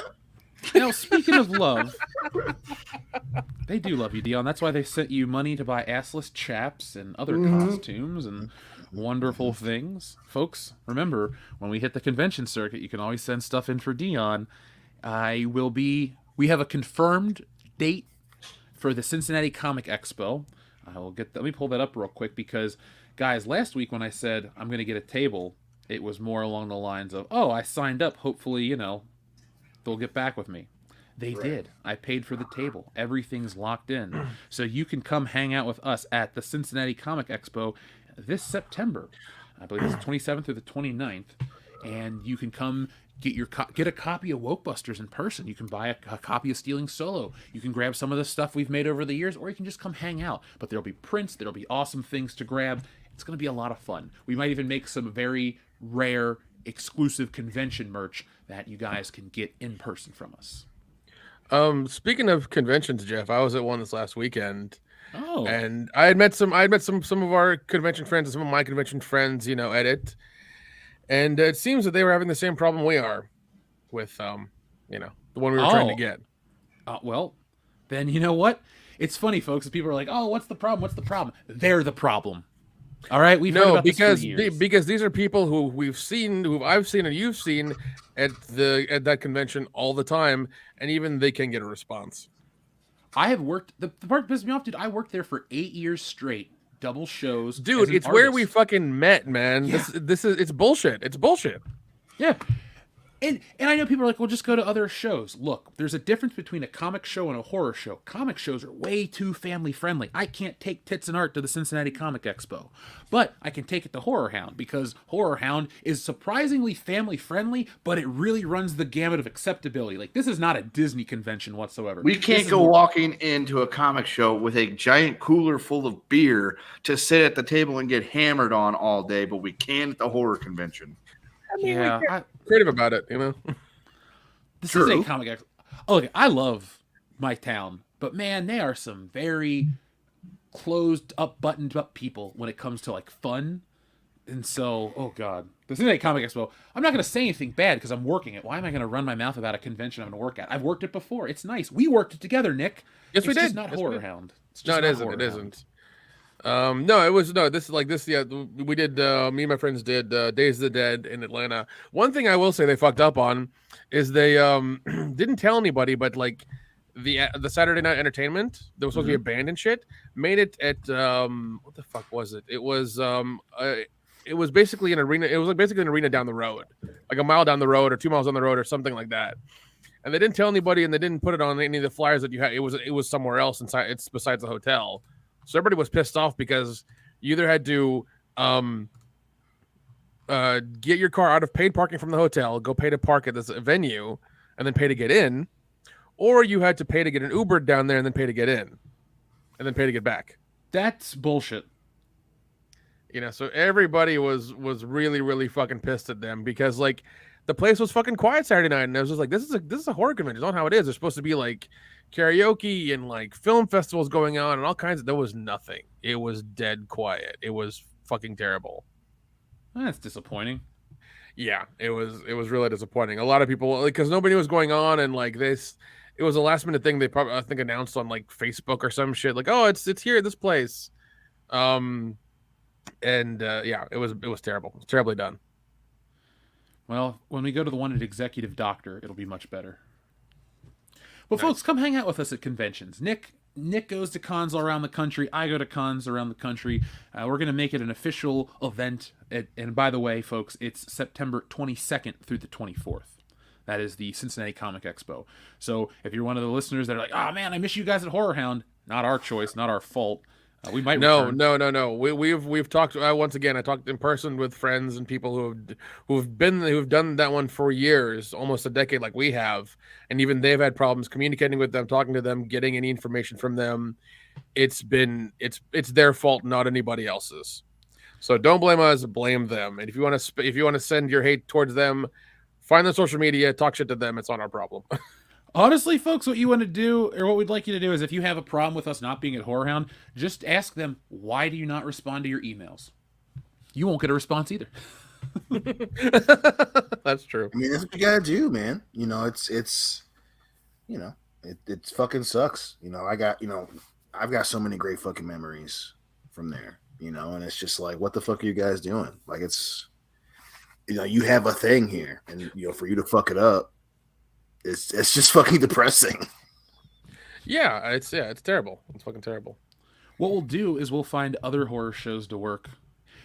Folks, what you guys need to do is tell us about the best cons in your area. And they got to be cool cons, like that one weird one that people want us to go to. We'll broadcast from there. We're going to broadcast from AVN one of these years. Like, all that shit's happening. Dude, that'll be wild. Dude, I can't. That's gonna be fucking crazy.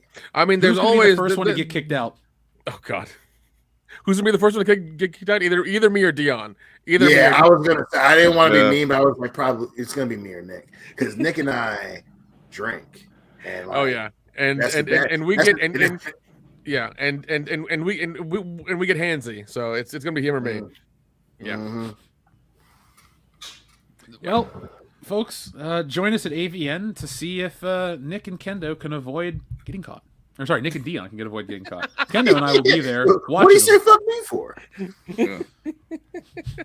Kendo at least there's gets always- fucked up in the room and then throws up and then he's good. Like Yeah. he's controlled chaos. He's the lightning in the bottle. Yeah. We could always do Blobfest in Pennsylvania. I mean, where in Pennsylvania is it?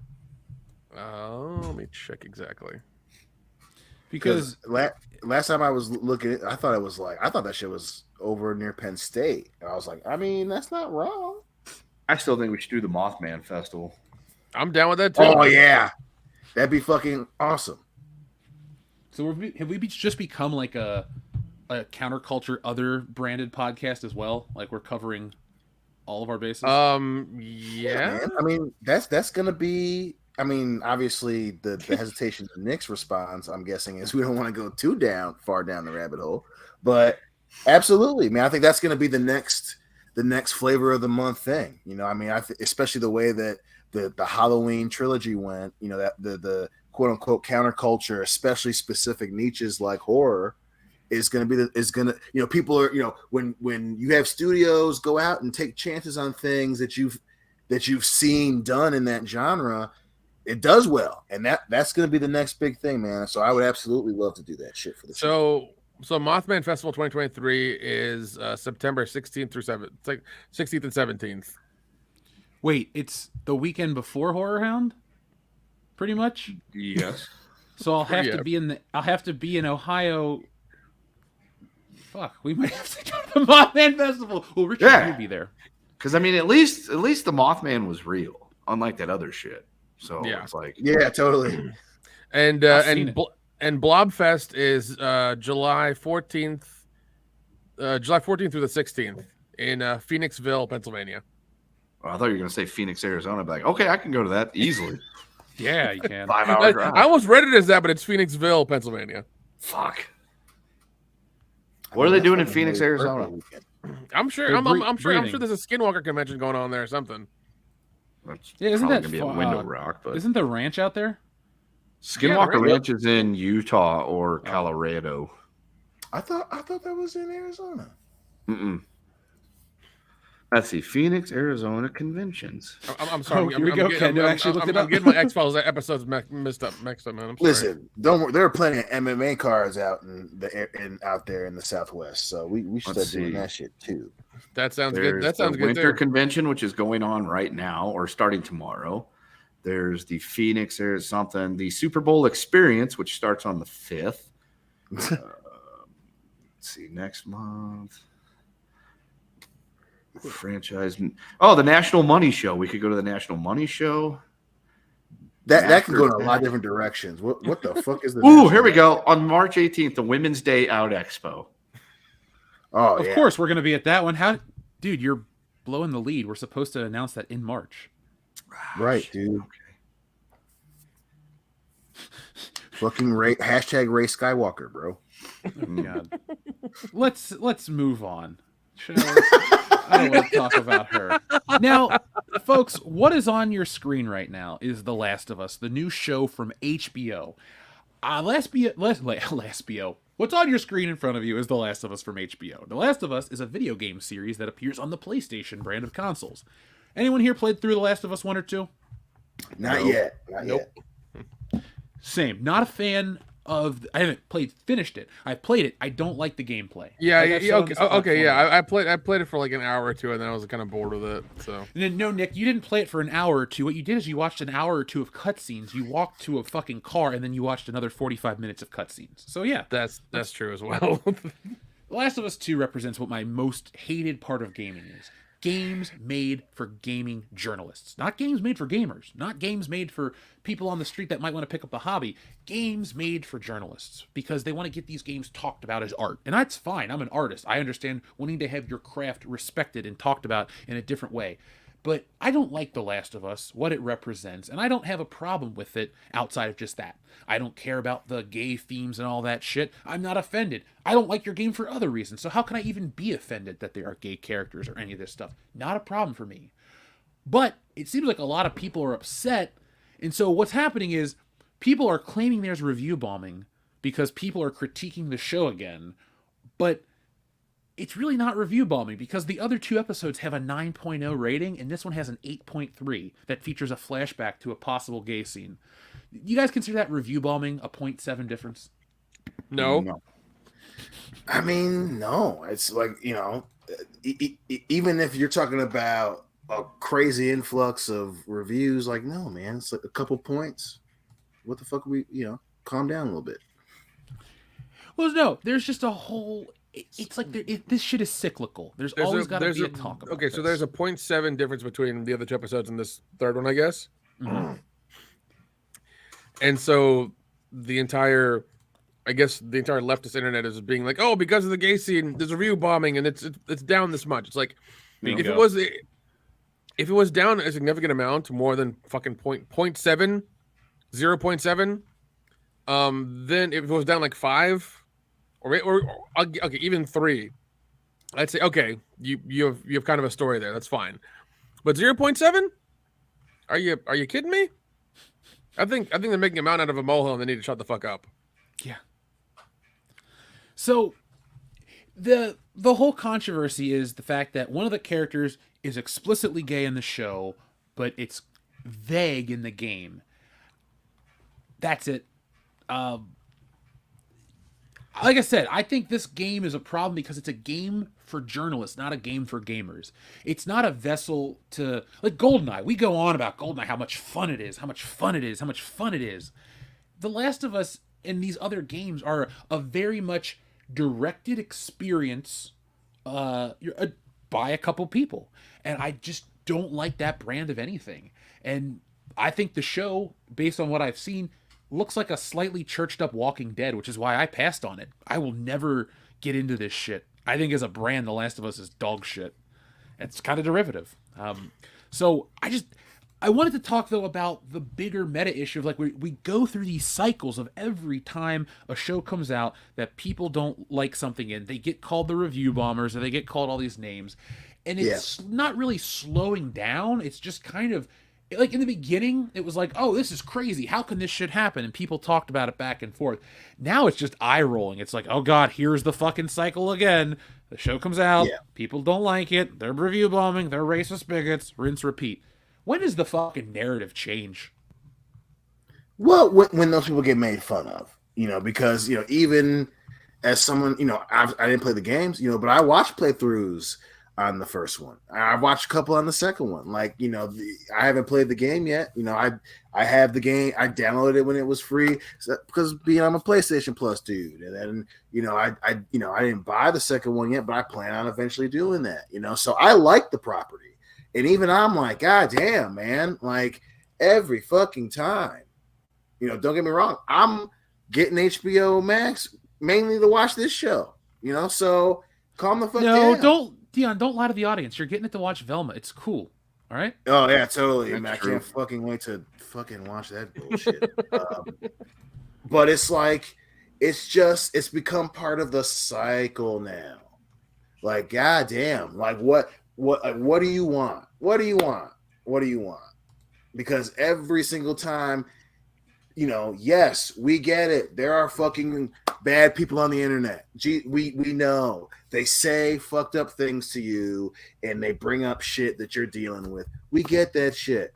But if I don't like a show, I'm not review bombing. Yeah, people are just too fucking That's not how sensitive. that works.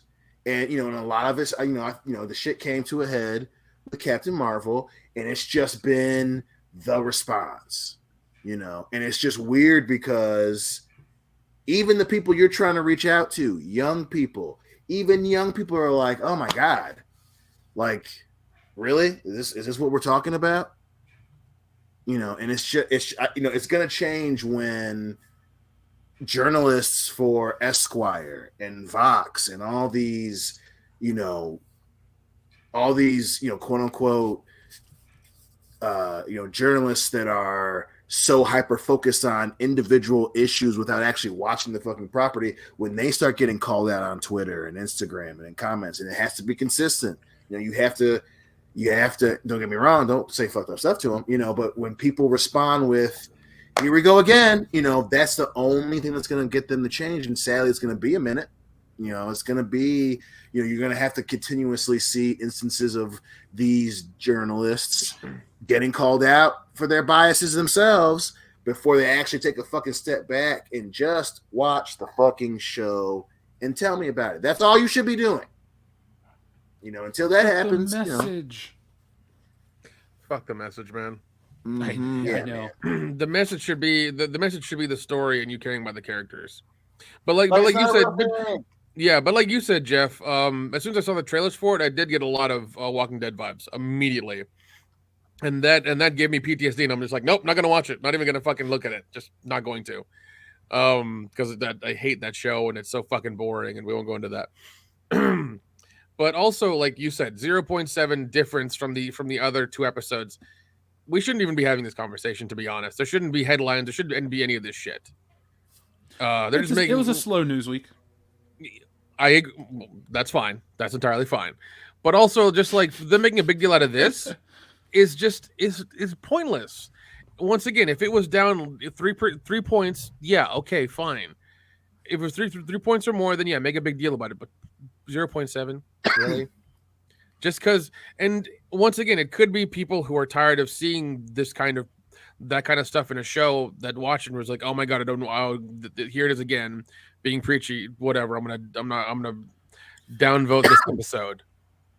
But it seemed like The Last of Us started off good. Like it seemed like nobody really cared about. People were prepared for it, and when the first 2 episodes came out, they were quite happy about it. I kept hearing I kept hearing positive things about it. I have not read too much into the show because I really don't care. But from what little I saw about it, it felt like majority was positive, majority of people liked it, and they were happy about the show in general. You know what? That's kind of what I was seeing too, to the point where I was like, oh, okay, maybe this could be, at the season's over, we'll see what's up, maybe give it a watch, because I already have HBO. No, I'm not really, I stand by what I said earlier. But all of this stuff, these shows never really live up to the hype. Like in terms of what I mean is they don't live up to the anger. Like it's never enough worth to get angry over. Like people online get angry over stuff, both sides. I'm just fed up with identity in entertainment. I don't give a fuck about identity, because the thing about identity is it's personal to you. So when I have to watch a show about another character's identity, I don't give a shit. I watched this show called The Rookie Feds. I should put a D at the end of there, or an ED, as I watched this show called The Rookie Feds. I liked it. It was this stupid fucking show. But Niecy Nash is this perfect FBI agent. But yesterday's episode, she literally stops and talks about being, well, as a woman of color with a certain age who's LGBTQ, I'm a unicorn. What the fuck kind of conversation is that to have in the middle of a show about the FBI? Like, there's a fucking kidnapping.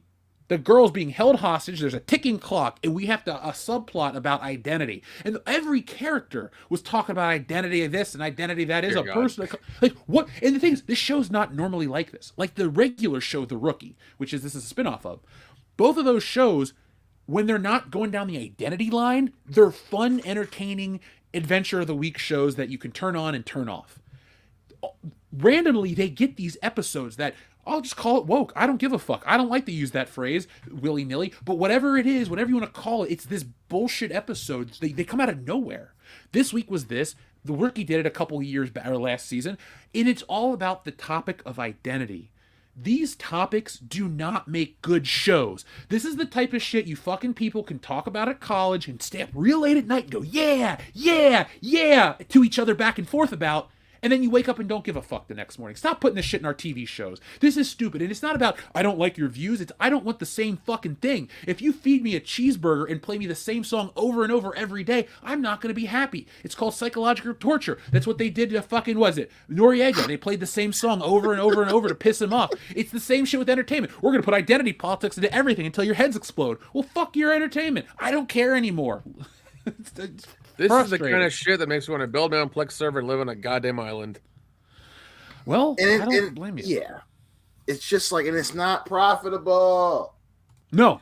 I'm gonna burn all my fucking Blu-rays, DVDs, and 8-track tapes to a hard drive and live on a fucking island with a solar panel and be happy. You know, hey, that might be, that might be the way to fucking, in part to do it. It's just funny how, that's the trend. That's just the fucking and it doesn't make money, and not to say that Last of Us is part of it, fuck, if the show's good, I'm gonna watch it. If not, if you're going over the top, I'm not gonna fucking watch it, man. Well, that's not how people don't talk like that. No, you're not having a conversation, and you're at your job, or you're doing you're in a high stress situation. You don't start talking about that shit, no. Fuck, not everything has to be us sitting down and every character has to have that comment in that moment, blah, blah, blah. And it's like, yeah, we get it. Folks going through some stuff, your identity issues and stuff. Hey, you're going through it, but it doesn't have to be a checkbox in every fucking TV show or a movie. God damn. Yeah, cool. I don't need to know that about everybody. No. Shit. I mean, it's just frustrating and annoying, but it is what it is. It makes me just not want to watch shows. No, yeah, and that's the thing is, with them, once again, with them constantly doing this to no fucking end, it seems like, it makes people less and less likely to watch new stuff and give a chance to it, because if this happens and they've wasted time, even if it's like the third episode or the fourth episode or whatever, they don't want to get invested into something and try to enjoy these characters, and then all of a sudden this happens, and then it's like, oh well, fuck it, I'm out now. I wasted 4 episodes or a season or whatever. I'm done. That's what people feel like, and they don't want their time wasted. They don't want it, shit away because they wanted to involve themselves in a new story, new characters, because they're tired of the old stuff. But then again, they're going to go back to the old stuff because it's comfortable, it's familiar, it's safe. That's why people keep wanting to watch The Office or Friends or any other show with a bunch of white people in it who have problems. Dude, nobody don't wants they to watch Friends. Don't they keep remastering The Office? It's the same I don't episodes. Fucking know. But I really don't fucking know. No, seriously, give me a second. There's a thing where it's Office, and it's the same episodes, but then there's something added at the end where somebody comes in and talks. I'm pretty sure that you're right though. Where the point where people don't stop watching that show. I hate that show. I tried. It's not funny to me. I watched it once all the way through, and I was like, okay, I understand it now. I get the jokes. I get all the stuff. But that's the only time I've ever done that. I haven't watched it again since. I mean, I fucking love that show, but I watched it with my girlfriend, so I fucking love that show. But it is funny how that's become part of the getting back to your point earlier, one of those motherfuckers went off to make Velma, but yeah, man, I fucking it's funny. I love the show. Later years ain't that good, but that show's fucking hilarious. Yeah, and I mean, it's and I think that's there was something I read recently where Peacock is going to stop doing the free account. They only have $4.99 and then $9.99. They're going to take away the free account because they're losing money. I didn't realize they had a free version. They did. It was fully ad supported. You just and it was extremely limited in what you could watch. But you could just sign up with your email, watch a very limited amount of stuff for free, and it had ads on it. I'm sure it had the most ads, for the tier. But they took it out, and now it's just $4.99 or $9.99. That's it. I don't watch it enough to justify paying any more than I already do for Peacock. Just whatever service. Yeah. I mean, there's going to be the there's going to be this what is it? Netflix with the password thing in March, man. They're going to reading the rules for that, having the way the way it's supposed to work, and like, you know, the address of where the bill goes is supposed to be where the IP address is. It's supposed to be match the IP address of where it is, and if it doesn't, there's a code you have for being out of town, and this all bullshit. It sounds like reading a fucking Apple agreement, man. It's just it's just terrible. I think before I confirm and sign it, it has to have a promise on their end that their shows are going to get better. Well, because just flat out these shows, dude. I'm a creature of habit, and I'm guilty about, you know, keeping some of these subscriptions going. But like Netflix, I keep it to watch the same shit. It's like I just need to invest in like a couple of these shows on DVD and Blu-ray, because Power Rangers doesn't exist in high definition, and just call it a day. Because I can watch Stranger Things when it drops. I can catch. Oh yeah, dude. Later. No. I'm with you. Like when it comes out, yeah, I'll get it for the month or whatever, and then kick it out. That's fine. Yeah, I was always worried I was gonna dislike losing my preferences, but I just don't care anymore. Well, no. Well, here's the thing: when you had the 5-star thing, it was way better because it gave you a better ranking, and then now it's just like 90% match, 86% match, or whatever it is with a thumbs up and thumbs down. That's bullshit. They're just pushing their big shows on you. That's all it is. You know, they had a way better algorithm beforehand. Yeah, the algorithm is fucking terrible now. You know, 100 fucking %. You know, yeah.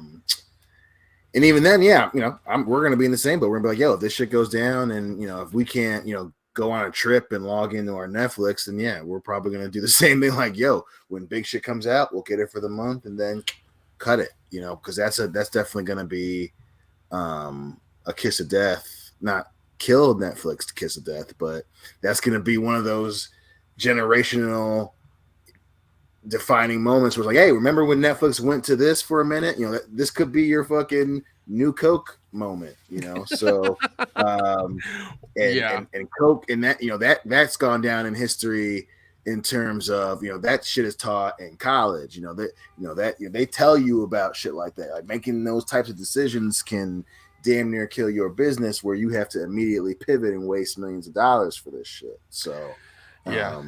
So we'll see if this is that moment for Netflix. But yeah, man, like, you know, make no motherfucking mistake about Netflix. Your convenience and your catalog and your good new shit is why we have you. You are not a necessity. Like, you're not fucking, you know, you're not ABC, bitch. So just calm down a little bit. Yeah, and what was it? I think last year they spent $8 billion more so than normal. So they spent damn near $30 billion last year on content. Usually it's been about 20. Now they spend 28 billion last year. Well, the best part is they're still more successful than Disney Plus. Oh yeah, Disney Plus is the one that's like, it's Disney, but it's in the shitter. It's interesting how they put way more into it. It's just really killing them. That and the park. Yeah, stops. and well, I mean, it's I don't know. It's also one of those things where it's weird how like it's fine. Well, I mean, they have a finite amount of stuff, and they think, oh, we can keep making content. It's like, you can, but it's only going to be PG-13, and therein lies your problem. Is like, you only have content for a certain amount. And I know they wanted to go up and, you know, make an R rating or whatever for this, but I don't think it's going to go over very well for people. So I don't know. It's weird. I mean, they thought they were going to be profitable, I think, by next year. I think it was, or this year, and it's going to be even further now down the road because they fucked up so bad. Damn. Well, I just, you know, sorry, there's a cat on this desk. Move, buddy. And Goku McDuck, there's no lesser of the evil. There's no lesser of evils in streaming services. The good thing is that at least with streaming services, if you want to cancel, you can cancel right away. You know, that's the only good thing. I know people are like, oh, our streaming services are like cable. It's like, not really, because to cancel cable back in the day was a pain in the ass. Oh God! At least if you want to cancel the streaming services, you can just do it. You just like go to it, cancel your credit card. You use it for the next how many days are left on it for your billing cycle, and then you're fucking done. And if you want, you can re-up if you want to. You can even use a gift card for it now if you want to, for that shit. And there's a lot of ways to get it. You don't have to go with all of them. So no, you don't. And I don't like being tethered to a streaming service, but No, I mean, once again, there used to be loyalty, and like when it was just like 3 of them, when it was like Hulu, Netflix, and Amazon. I think, yeah, we'll say Amazon.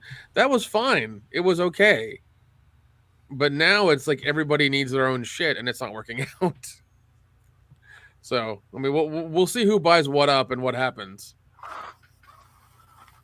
Yeah, well, we'll find out next year, folks. We'll check in on our streaming services. Will Netflix be around? Probably, but I mean, who knows? the password thing is apparently going to affect 100 million accounts.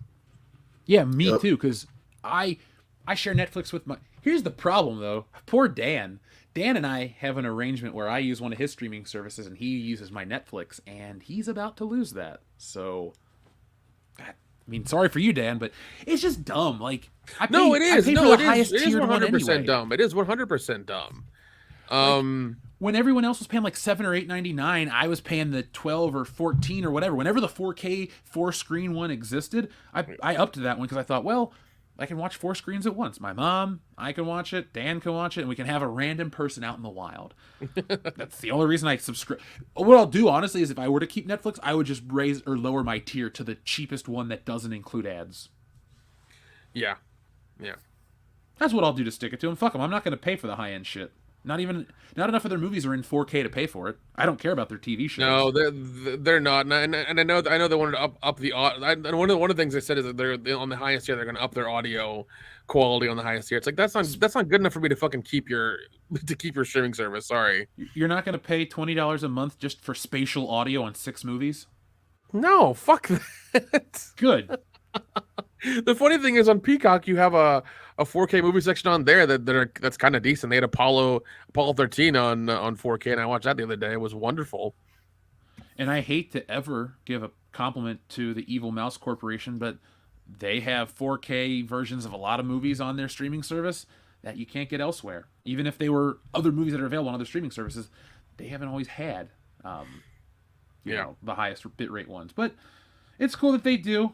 Like I said, I don't like to promote the mouse at all, but I do like high quality picture stuff. So yeah. Picture quality is it is what it is. You got to give props where they're due. All right, so this is something I wanted to ask you guys because we talk about the ever changing world on this show. We're one part entertainment, one part culture, and so the ever evolving landscape of the world includes AI. We have more and more AI all the time. And now ChatGPT is more popular than ever. This week I saw an article talking about how it could take over Google's popularity in 2 years. What do you guys think of ChatGPT? Have you got a chance to play with it yet? We'll ask that one first. Nick? Oh, yes. I've used it for work quite a bit. It's worked out great for me. I've had it written me video ideas for work and given me topics and written me letters and elevator speeches and all kinds of shit, man. It's been fucking great. I love it. I enjoy it too because I wrote this evening's description with an AI bot just to test it out. I used ChatGPT to write the description of tonight's episode, folks. I also used it to write the description of the WrestleMania thing that I made. I just was like, I'm going to test this out today just to see how it works. Dude, I sent you guys the fucking speech I had written while I was at work, where I had it write. I had it write a speech spoken by Steve Austin about Macho Man Randy Savage, and it did it in like 30 seconds. Now, folks, we're going to do a little bit of that.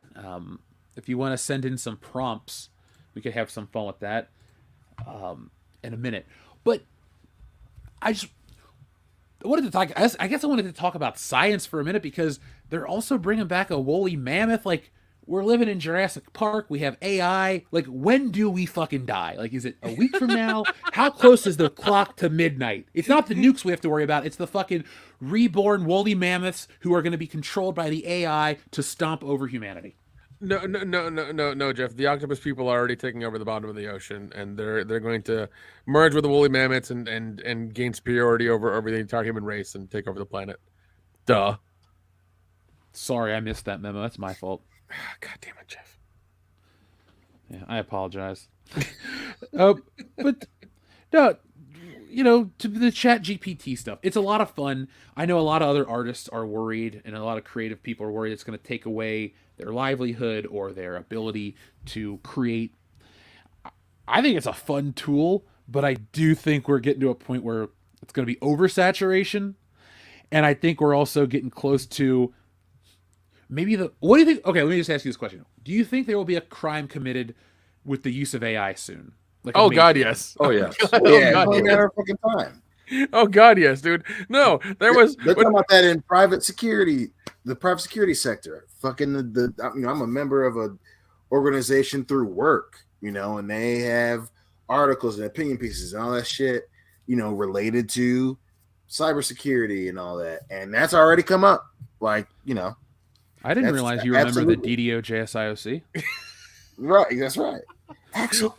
Well, I mean, and I'm sure Dion can kind of back me up on this. I'm sure at some point, I mean, if you knew machine learning and keypads and things like that, you could find, or if you knew passwords and you did, like, let's say put in a person's background into an AI thing and try to figure out their password, you could probably do it if you had a smart enough AI. Mm-hmm. Yeah, Mm-hmm. and then you're fucked. Yeah, man. And not only that, but you're talking about organizations with that mindset, just looking out for threats, like, having, there are companies that use, AI that automatically goes out and just looks for your name, your company's name. Imagine that getting to, what I'm saying? Like, that's already coming in this direction, Yeah, there used to be, there was a program, like, I want to say this is like 5 years ago, that would scan all of your tweets and tweet out like every couple of days that sounded like you. And that was before. That may have been a primitive version of AI. I don't know, but it would scan your stuff and kind of tweet out things that sounded like you. Mm-hmm. And imagine something that does that can emulate your entire being, and then it's all of a sudden it's like, hey man, I need these files from this server. Can you get them for me? Oh yeah, no problem. Did it? You're into the business's mainframe. No problem. Mm-hmm. I tried for about 30 minutes today to get Chat GPT to tell me about itself, because what I was doing, it was saying like, I'm sorry, I can't do that. I'm just this open AI source. I'm on a server. So I kept asking it, what color is your server? And it was like, I don't have a physical form, but I am on many servers and I could be these different colors. And so then I kept asking it, like, who makes your server? Who programmed your server? Who does number 2 work for? Who does number 2 work for? I got it to tell me that it's made up of some proprietary stuff, and it's also made up of like NVIDIA cards and other things. And it tells me that the other part of it is private and I'm not allowed to know, but it's safe. I'm like, all right, that's weird. Yeah, and here's the thing is, they had to recently put in a lot of blocks for it, because you had people who were at the very beginning, whenever they like go on, they're like, oh, write me malware to like hack webcams, and it did. Yeah, it was sad that I can't do that anymore. Yeah, it was right. And if you ask it to write you certain code, it will still write you certain code, like for websites, for iPhone games, for shit like that. It'll give you the full code. It's wild. I'm just waiting for this to take over. Now, I did, for the hell of it, test it out just on air. I said, write me a commercial about X-Men action figures in the voice of Super Mario. I don't like how accurate it is. Oh God! It's me, Mario. Are you ready for some action-packed adventures with the X-Men? And it keeps going on and on in the Mario voice about why wait. Here's the thing. There was, and like I've gone down the rabbit hole of AI like products, or just things that you can use like right now. One of them was really terrifying. It'll use as little as 30 seconds of your voice to emulate your voice, and you can actually type out words that it'll make you say. Now, the more, obviously, if you give it like up to an hour of your voice, of a sample of your voice, it'll get it correct. So, and mind you, the product I was looking at, or the thing I was looking at, was free at the time. And so you could literally type in, responses for yourself to just say things, or anybody could if they had your voice. So I don't like it. There are a lot of like weird things you can think about with just like the free shit that's on the internet right now with AI. There's a lot of crazy things that can happen. with all the movies that exist about why this shit is a bad idea, why do people consider this a good idea? I don't know. Well, it's just the future, man. Motherfucking, we'll see where the fuck it goes. But Well, that's true. Using technology, technology for personal purpose. Who knows, man? Yeah, there was something I was looking at. There was what was it? I was on this. I followed the site called like Hackster or Hack something, and they had where you could build an AI buddy. Like you use a Raspberry Pi and a Bluetooth mic and speaker, connect to the internet through I think like Microsoft AI or whatever, and you talk to it back and forth, and it'll learn about you, and it'll answer questions and stuff, and it's supposed to slowly learn and like, get a database of things that it can answer you with very quickly. And the more you talk to it, the more natural the responses get. It's very strange. Speaking of technology not working, I'd love to do more, but for some reason, StreamYard will not work right now. It'll let us broadcast, but I can't even see anything in a timely manner anymore. I was hoping folks would give us some random prompts so we could read you some crazy stories. So, Georgian, thank you for your super chat. We'll read all of these in order, but I have way too much fun with this shit, to be honest. I mean, I had it write me a promo where Darth Vader reviewed the 2023 Royal Rumble. And this is what Darth Vader said. Overall, I was thoroughly impressed by the spectacle of the 2023 Royal Rumble. The athleticism, strategy, and excitement on display were truly impressive. If you're a fan of professional wrestling, this is a must-see event. I highly recommend it. Like, that's Darth Vader literally reviewing. He goes, I am Darth Vader, and I have witnessed the 2023 Royal Rumble. That's the opening. You're right. Don't Dion, choke give me a on your ambitions, Sami Zayn. All right, Dion, pick a fictional character. Kratos from God of War. All right, so Kratos. Nick, give me an occupation. Therapist. Ooh. Nick or Kendo, give me a location. Parking lot. All right, so write me a story about Kratos meeting his therapist in a parking lot. All right, so let's see what the AI gives us. Kratos was feeling overwhelmed and stressed. He had been through so much in his life, from battling gods to facing his own demons, and he was ready to finally work through his emotions. So he made an appointment with a therapist. As he pulled into the parking lot of the therapist's office, he couldn't help but feel a sense of unease. He had always been a solitary figure, relying only on himself and his strength to get through. But, though he thought opening up to a stranger was intimidating to say the least. He approached the building. He saw a woman standing near the entrance looking at her phone. She was wearing a warm smile and a kind expression. As their eyes met, she introduced herself as his therapist.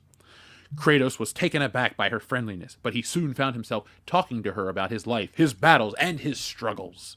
She listened intently, offering gentle encouragement and wisdom along the way. For the first time in a long time, Kratos felt like someone really understood him. The session was over before he knew it, and he left feeling lighter and more at peace than he had in years. He made a second appointment before he even reached his car and knew he was on the path of healing. Kratos still had a long journey ahead of him, but he was finally ready to face it with the help of his new therapist by his side. That's not bad. That's pretty fucking good. Goddamn. Now let's see if I can tell me a joke about that same. So tell me a joke about Kratos meeting his. There you go. Yeah, dude. Yeah, that shit's wild, man. It is. It's wonderful. And here's the joke. Why did Kratos go to therapy? Why? Oh my. To finally let go of his god complex. Oh, that's not bad. That's not bad. A fucking computer wrote this. That's scary. That's pretty good. That's actually a decent joke. Yeah. Tell me the. All right, I told it to tell me the best joke ever. Oh. You know what we should do for a video? We should feed all the questions into this AI that they fed into the computer in Willy Wonka and the Chocolate Factory and see if we can get it to ask, like, say, like, I don't want chocolate or anything like that. That'd be fun. That would be pretty funny. So, folks, we're going to continue to play with the AI and stuff, but we're also going to continue to check in with you. Who hasn't picked a number? Nick, have you not picked a number? Or is it Kendo? I picked. Kendo has it. Kendo, please pick a number, sir. 15. Number 15. Son, this is what happens when you fuck a stranger in the ass. Also, I made this for you. You fucking mark! Thank There you. you go. Anytime we Yeah. have wrestling chat and somebody gets a little too markish, that should come out. You fucking mark! Exactly. I wanted to respond with this Cry one, me a river, dick face. That also works. We should just have insult buttons. That's what we'll do. People will be like, all right, give me an insult number 42. All right. Boo-doo-boo-doo-doo. People want to talk shit? Yeah, we'll have movies talk shit to you. So, checking with the audience, folks, we'd like to thank everyone for joining us tonight.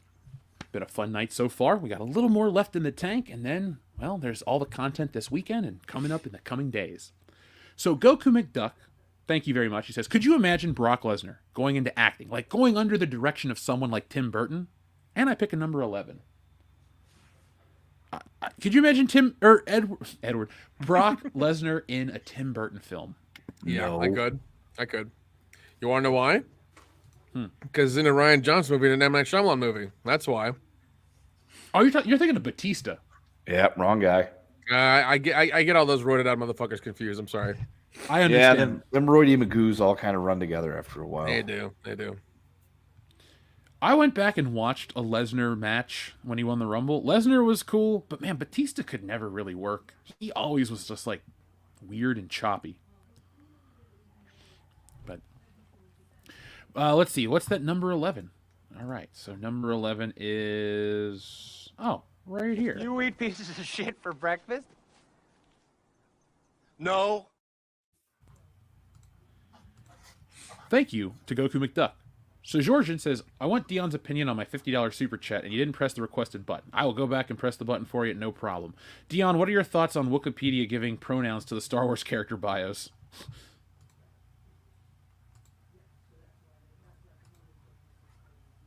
All right.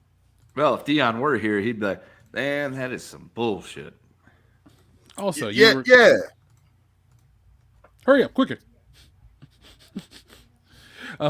Here you go. Here's the button you requested, though.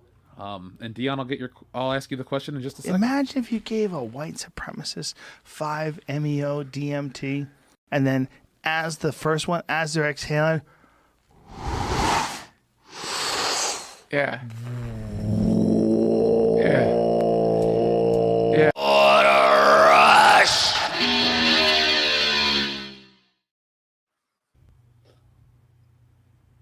There you go. Dion, what do you think of them adding pronouns to all the characters on Wikipedia for Star Wars? That's so fucking silly. I mean, Yeah. sure. You know? Well, that is the most pointless event of 2023. But Sejorjan, thank you very much for your mega super generous super chat. We're glad we got to press the Steiner button. Now, we have some questions. Fuck, marry, kill on Groundhog Day, right? Today's Groundhog Day? Or was that earlier this week? That's what Today. All right, that's today. And every day, moving forward forever. Jesus Fuck, Christ, marry, no. kill. This is Bill Murray edition. Fuck, marry, kill. Ghostbusters, Caddyshack, Groundhog Day. Okay. Marry Ghostbusters, fuck Groundhog Day, kill Caddyshack. Ooh. Marry Ghostbusters, fuck Caddyshack, kill Groundhog Day. I'll marry Ghostbusters. I'll kill Caddyshack, and I'll marry fuck Groundhog Day. I'm a Kendo. Fair. I mean, this is not hard. It's not easy. Either way, you win, you lose. Your soul's broken a little. Yeah. Did you ever hear the fan theory that Ned Flanders is the devil, and the reason he didn't accept his offer of insurance the first time was him just fucking with him the whole time. He's like, because he didn't give him the time of day and he didn't talk to him and didn't remember who he was. Ned Oh, you mean Ned Ryerson? Yeah, Not Ned Ryerson. Flanders. Yeah, sorry, Ned Ryerson. Mistake arena there, pal. I'm sorry. Yeah. But yeah, I know what you meant, Nick. Yeah, and he kind of blew him off. He was. I love that theory. Yeah, his character's supposed to be the devil, and because he did that, like he just kept him in a time loop forever until he got all the insurance. Yep. It's such a great movie. I mean, it is. It's so fucking good. Yeah. Dude, Harold Ramis directed it, and I love every element of it. Honestly, Groundhog Day is great. I don't really want to talk about it because all I'm going to do is go, "This is a great movie." Ho ho ho. Yep. It's kind of like Scrooged. It's just another great Bill Murray film. Oh yeah. Thank you, Goku McDuck. Goku McDuck is next. Most sodas here in Mexico do not use sugar. Really? Did not know that. I thought you guys used real sugar. What the fuck? Well, at least Mexican Coke in America does. That's weird then. So then do they import American Coke with fake sugar? Is there like a trade-off that happens? It's just a weird loop. That's so strange. So strange. Up next is Adam Wofford, who says, "Jeff, I sent you some pics on Twitter. I am looking now. If I can find them, well, you know what? I will look for them, and I'm not live right this second. But Adam Wofford, thank you. I'll check those out." Darian217 says, "Speaking of Kendo talking about death, Kendo, how's the Deadpool standings looking?"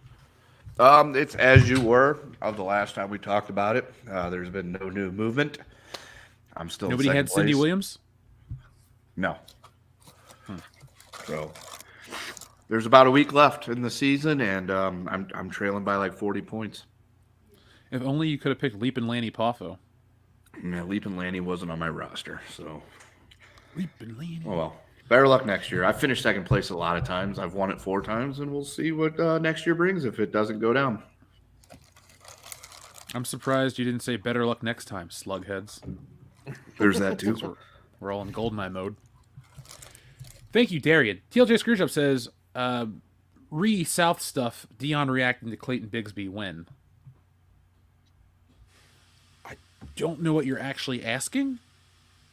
I mean, you want just us to do a thing of me reacting to Clayton Bigsby? Okay. I mean that sounds like fun. I mean, I love Chappelle Show, so we'll watch Chappelle Show for the channel. Sweet.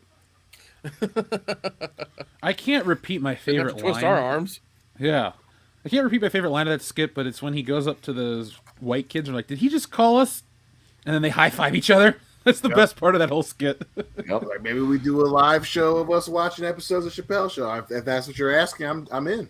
Yeah, we'll put it on our membership program. Boom. Yeah, folks, you can watch Chappelle Show with us. We'll keep the spicier content there.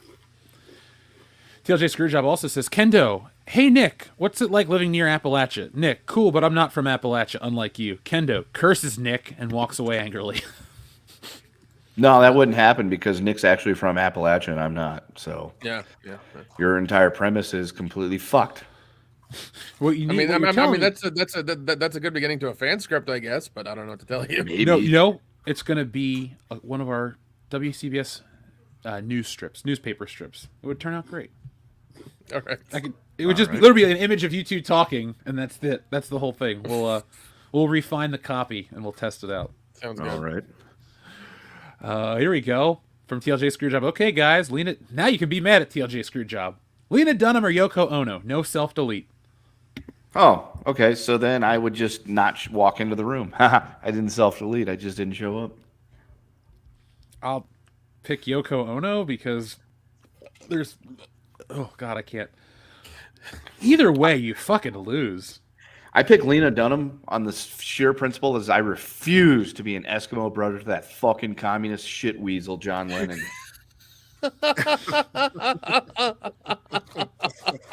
Instead, you'll be Eskimo Bros with Lena Dunham's sister.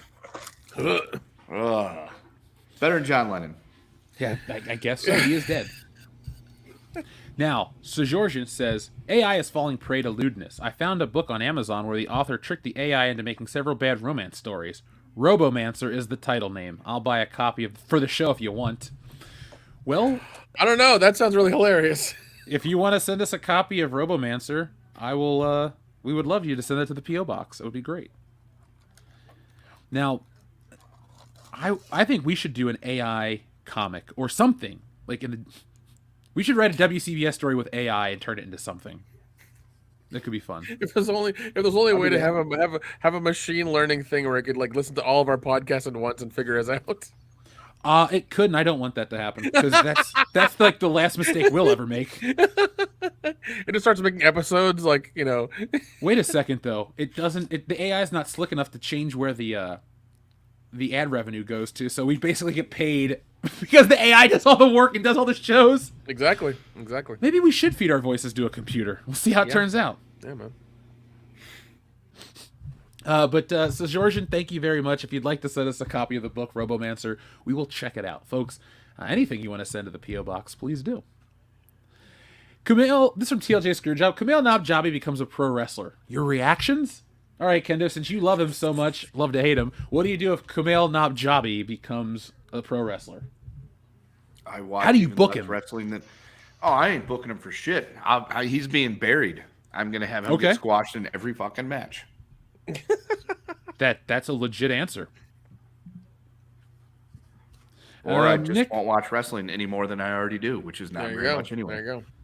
How are you guys gonna book Kumail Nabjabi as a wrestler? Like the Miz. So you're gonna have him get fed to zombies? Don't tear his ACL. Yeah, I'll probably have him go against Brock Lesnar a lot. Ooh. I would have him go in a match against a retired Undertaker in a Hell in a Cell, and I would tell the Undertaker, it's a shoot, brother. You know what to do. Oh, God. No, because the Undertaker's old. You put him in a Hell in a Cell with Brock Lesnar, and you pull Brock aside and say, this guy's going to shoot on you. Don't let it happen. You think anyone's done that where they've pulled a troll job on Brock Lesnar where they're like, hey, this guy's going to do that? To Lesnar, no, because there's a chance he might actually fucking kill the person that he's in there with. That's what I'm saying. Like, if you have to really hate him, like, oh, yeah, I hate Rey Mysterio, so I'm going to tell Lesnar that Rey's going to... Oh, he's going to go limp. Rey Mysterio could never go limp on Brock Lesnar. He'll just toss his ass out of the ring. Right. So, TLJ Screwjob, thank you very much. Fuck, marry, kill from Xavier to God. Soda in cans, glass bottles, or plastic bottles? Glass. Kill plastic bottles. Marry glass and fuck cans. Right there. I'm with you. Same. I like the way we're going to consume our soda pop, guys. It's going to be a great time. Now, today we've lost a wrestler. Leapin' Lanny Poffo passed away. But we also had the Royal Rumble this past weekend. Guys, we did our live drunk review. It was a lot of fun. It was a good time, not a good show. But we've had a few days to ruminate on it. Anything positive or negative you'd like to say about the show? Dion, you go first. I had fun. It's a very interesting ending. We'll see how it will play off in terms of the general audience, or payoff rather. And obviously, certain things were not the best. Damn, those rumbles were boring a little bit, but hey, and that main event, that shit was wild in terms of pro wrestling drama. I was all about it. So we'll see, man. It did enough to keep me interested. Fair. Kendo, same question to you, sir. Right there, same thing. I was very happy when Cody won because it's the right story to tell right now. Rhea winning, it's the right story to tell right now because she's the most dominant woman on the roster. Not named Charlotte Flair, and for the right reasons, unlike the wrong reasons, like women named Charlotte Flair. The bloodline stuff, they threw some gasoline on that fire at the right time. And yeah, it's just like Dion. It's keeping me interested. I plan on watching the next pay-per-view to see where it goes and all that good stuff. I'm not going to watch Raw and SmackDown every week because I have better things to do. But, I get my fill from listening to the podcast, find out what's going on with what they're doing with all that shit, and then I'll watch the pay-per-view in the next one. Can you believe we're 2 weeks out from the next pay-per-view already? Yes, I can believe that, seeing as how they fucking fire those things down the pipe as quick as possible. Yeah, Elimination Chamber on the 18th, folks. Be on the lookout for what we do around that. I'll say this about the Rumble. I thought the booking was done right. The right people won, in my opinion. I was fine and happy with all of that. I hated the card placement. I don't think you needed to close out the show with the Roman Reigns stuff because, yes, it was shocking, but it wasn't that shocking that we were, like, literally mouth agape. It was good. I had no critique of what was performed. I personally would have booked the Women's Rumble first because that was the most obvious one with Rhea Ripley. Yeah, Cody Rhodes was obvious too, but that was, meant to be a bigger deal. And so it should have ended with one of the two Rumbles ending the show because it's about the Royal Rumble, not the title. All the best title matches at the Rumble took place before the Rumble. The I Quit match, the match between Triple H and Mick Foley, the other title matches have taken place. Oh, Randy Orton, Jeff Hardy. Like, there are some good title matches that have been at the Royal Rumble and had big moments, but they also respected that the Rumble closed out the show. So I'm a purist. I did want to go home happy. I don't like when these big shows... I don't like when branded pay-per-views, and I mean like the themed matches, I don't like when those don't close your show out. That's just me. So... No, agreed. The Rumble should have went on last. I get it. You wanted to do all the shit with Steen and Generico and all that other bullshit, but that's fine. But the thing is, we knew where it was going, but you still should have had the Rumble go on last because closing out the show with those two fucking being left like in heaps in the ring. I mean, yeah, it's a lasting image, but the image you want going out of your pay-per-view, which is supposed to kick off your road to WrestleMania, is Cody pointing at the sign. Yes. So, yes. That's supposed to be your closing image of the show. And then my only other nitpick is that Cody coming out at 30. Why couldn't he have come out at like 21 or 22? Because then it leaves you with a little bit of suspense. Whereas the second he came out at 30, it's like, oh yeah, we know for a fact he's winning. We've had an idea since July that he's winning the Royal Rumble. But the fact that he's now coming out at 30, it's like, couldn't you just brought him out a little bit sooner? But I did really, really like the fact that he came out at 30 and then him and fucking Walter had that long-ass match.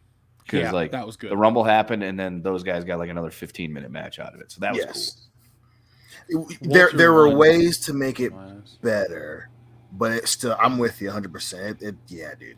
That was still great. But yeah, I have him come out at 27 and then have your 30 entrant to set something else up. Yeah. Like I said, it was a very obvious win, not a bad choice.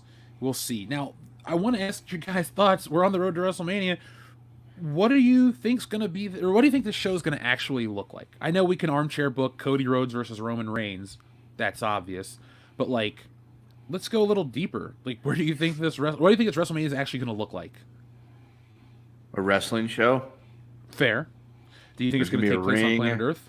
Yeah, and there's going to be a ring, and there's going to be some, there's going to be a crowd and a bunch of other shit. And I think that the Usos tag titles, it's going to be Owens and Zayn going for that.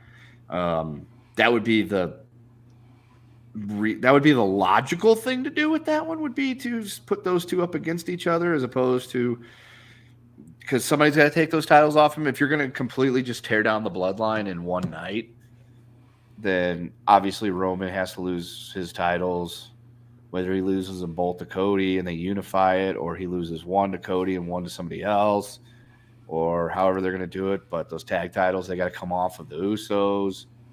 So obviously the best bet would be to have Owens and Zayn do it. Other than that, it's like Rhea, I didn't see who she decided she was going to take on. Is she going after Charlotte or Bianca? I didn't watch Raw this week, so I can't tell you. but we'll have to ask chat. But yeah, I'm I think that's fair. Yeah. So, yeah, that's what I think. I think Sami Zayn's going to go up against. He's either going to go because the chamber is going to be for the U.S. title, which is stupid.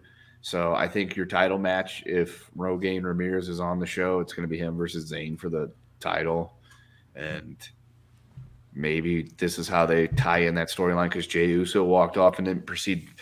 He didn't go into the whole beatdown of Sammy Castro, so maybe we'll see what happens. I don't know. Maybe he jumps in and helps, like he does something to help Roman, and that's his way of completely finally turning on his honorary Oos brother. I looked up what you asked. So WrestleMania has Roman Reigns, Cody Rhodes, Charlotte Flair versus Rhea Ripley, and Bianca Belair versus the winner of the Elimination Chamber women's match, which that comes up soon. We have that card. I'll pull that up real quick. That will be featuring Raquel Rodriguez, Asuka, Liv Morgan, Nikki Cross, and so far Piper Niven. And so the rumor is that Ronda Rousey is going to win the final spot. So do you think we're going to get Ronda Rousey versus Bianca Belair at WrestleMania? I hope not, just because that sounds awful, but because it sounds so awful, that's probably what's going to end up happening. And then Ronda's going to win, Charlotte's going to beat Rhea, and then it's going to be Ronda and Charlotte, bickering with each other, and then there's going to be like a SummerSlam match between the two of them. When do we give up on fucking Ronda Rousey? Like, when do we give up on Ronda I already Rousey? did. But Clearly they haven't. They don't. She's just, the name is just big enough. Obviously, we're having a much different conversation if she could actually be an interesting world champion pro wrestler besides just being essentially junkyard dog. So. I mean, but is she even worth money though? I mean, is she going to bring in put asses in seats or what? No. I mean, people show up. And then the WWE gets talked about. That's why she's getting pushed. You have, somewhat casual fans of hers, and then you have the people who will watch something because she's in it, and it may not be enough, but it's enough that ESPN's going to talk about it. She was a huge champion in the UFC. She's going to be talked about on Twitter, even if it's bad. That's the old school Vince McMahon. Any press is good press, and if she's doing something in WWE, WWE's getting talked about. So, I don't think they give up. But there may be a time where they don't put her in a lot of world championship thing, but they might start doing, freak show level stuff. She's a big enough name that gets talked about. And that's the only reason that WWE's going to keep her around. It's not like she's an actual. She's not competing in the UFC anymore. It's pro wrestling. You can do what you want. I love that she sucks at promos. She's still so bad. What the fuck? Oh, she's awful. It's crazy. It is. It's not like we don't speak. So it's like, oh, you guys can't critique. You can't do that. Cutting a promo is not that hard to do. Listen, and that's the thing that's how you know when someone's actually a wrestling fan and not, an internet, this is what's popular and I follow it type fan. Casual, as they say. You have to be able to cut a promo. It's different than MMA. It's different than boxing. You say wild shit and they're just going to repeat it because you said it and you're popular. In pro wrestling, you have to keep people interested. And she talks like a robot, and she's not like, bitch, it's not, but then again, this is the same woman. They canceled her version of Roadhouse. Oh yeah, I forgot about that. She was so bad in Expendables 3. That's why she's weirdly oh my God, promoted for the movie. But when in the theatrical cut, she's barely in it because the rumor was she was so bad on Expendables that they canceled Roadhouse because of it. So wait, hold on. Her acting was that bad, or just her acting attitude? was that bad? Okay, Yeah, her acting. Yeah, in Expendables 3, like the action scenes where she's fighting and stuff look fine, but the second she starts talking, it's I am a robot. If you do the AI thing, that is just me talking. Her speaking role parts are so quick that she's just a background character. In Mile 22, it was the same thing, which I actually liked that movie a lot too. Expendables 3 and Mile 22. she was supposed to be the main character of that. Well, kind of like a co-main character with Mark Wahlberg, and her part got murdered on the cutting room floor because she was so bad. Oof. Yeah. I mean, that's why it's the Mark Wahlberg vehicle. Apparently, it was so bad. She was supposed to be. She was in the early marketing material, the posters and stuff. But then after more production went on, it just became a Mark Wahlberg vehicle. Well, remember, we are getting a Fast and Furious 10 all-female movie this year. So that's happening. Boy, I can't wait to not watch that. No, it's one. not all female. They just the poster got released and it's Vin Diesel. So I guess it's going to be apparently female centric, but the dudes are still in it. But Okay. Do you want more information on that movie? Actually, yeah, I do. I want to know what I'm not going to watch. All right, text me when I'm off the air, and I'll ask some people that know. Okay, good. I can just see the promo now. This is Vin Diesel, and this is all my women family. Oh, Vin. Unless, well, guys, listen. It just needs to be all those women family. Doing a fucking bikini car wash. That's all it needs to be. Sure, I'd watch There's that. always time for bikini car washes with family. So, guys, we got another message from Xavier to God. Fuck, marry, kill ice cream flavors: chocolate, vanilla, and strawberry. Oh, you bitch! Kill strawberry, fuck chocolate, marry vanilla. Oh God, really? Jesus. Well, Fuck chocolate, marry strawberry, kill vanilla. Yeah, marry chocolate, fuck strawberry, kill vanilla. It just sucks because vanilla is such a versatile ice cream flavor. Exactly. I know. I fucking love vanilla ice cream. That's why I can kill strawberry, because I rarely eat it.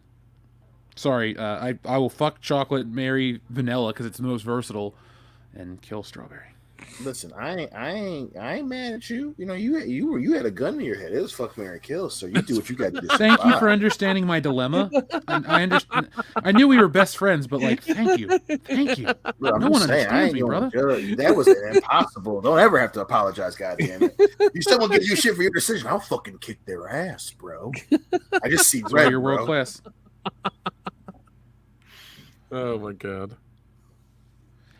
Yeah, so folks, we have had another fun episode. I'd like to thank everybody for joining us. Be on the lookout for more new WCBS content and a lot more coming down the pipe. Now, folks, if you backed Tits and Art, you should have your copy.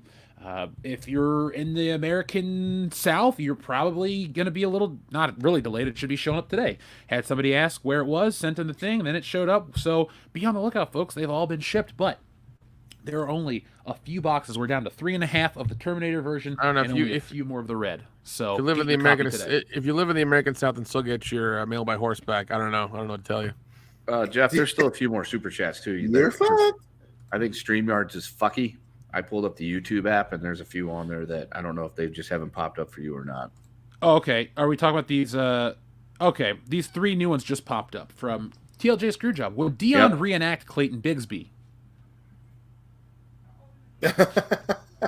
Damn right I will. I could do it. Now, will you lighten your skin like Dave Chappelle did? That was because it was old and ash, so I can easily pull it off. All right, good. Pull off that old ash, son. My But man. make sure we don't confuse you with Ashy Larry. Exactly. Different character. Nobody was better My than Grits girl and Gravy. gonna kill me. TLJ Screwjob also says, fuck, marry, kill sauces, caramel, chocolate, strawberry. Oh, Fuck. I'm fucking caramel, marrying chocolate, and I gotta kill strawberry. Sorry, strawberry sauce. That's mine as well. Yeah. I'll kill caramel sauce because caramel's always like a nuisance to me. It's like, there's caramel on this. Great. Ugh. I'll fuck chocolate sauce and marry strawberry sauce because, again, it's very versatile. Marry chocolate, fuck strawberry. Sorry, marry caramel, kill chocolate, fuck strawberry. There we go. Now I'm hungry. I haven't had dinner yet, so I know what I'm going to do. Eat after the show.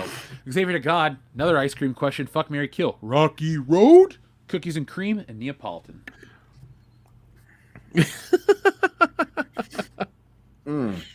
I am going to marry Rocky Road, fuck Neapolitan, and kill Cookies and Cream. That's my answer. I hate Cookies and Cream. I fucking hate that shit. I am marrying Cookies and Cream, killing Rocky Road, and killing Neapolitan. Shit, Dion, you are Cookies and Cream. Calm down. Yeah, that's my life right now. You know what I'm saying? Well, I'm marrying Cookies and Cream as well. I'm gonna fuck Neapolitan. I'm gonna kill Rocky Road. I don't ever buy Rocky Road ice cream. Neapolitan is like a cheap one too because it's 3 different flavors. So it's like you get the best chocolate, of 3 strawberry, and different vanilla. We've already had that one. Yeah, but I don't want nuts or marshmallows. That doesn't really make the ice cream different enough for me. There you go, folks. There's our opinions on ice cream. If you want to know what else we think about stuff, send in the messages. But yeah, we also did a bunch of massive food what was it? Food wars or whatever on Patreon. Our food countdown. We did a shitload food of countdown. Yeah, we did a ton of them. Breakfast, candies, like all kinds of shit. Mm-hmm. Yeah, we'll do some more. Let's get together, guys, and do some more of that in the future. All right, guys. Well, I think we've reached the end of tonight's episode. It's been a fun time. I'd like to thank everyone for joining us. Is there anything else you guys want to say before we put this baby to bed? Free yayo. All right. Well, we'll free yayo and we'll do everything else in the meantime. But I think we should close out with a new button. Did I press everything I made for today? Yeah, I did. But folks, thank you for watching. Be smart, be safe, be cool, but always be excellent to each other. .com. Has the jury reached a verdict? Hold it! Billy, I need your help, man. All right. Axel!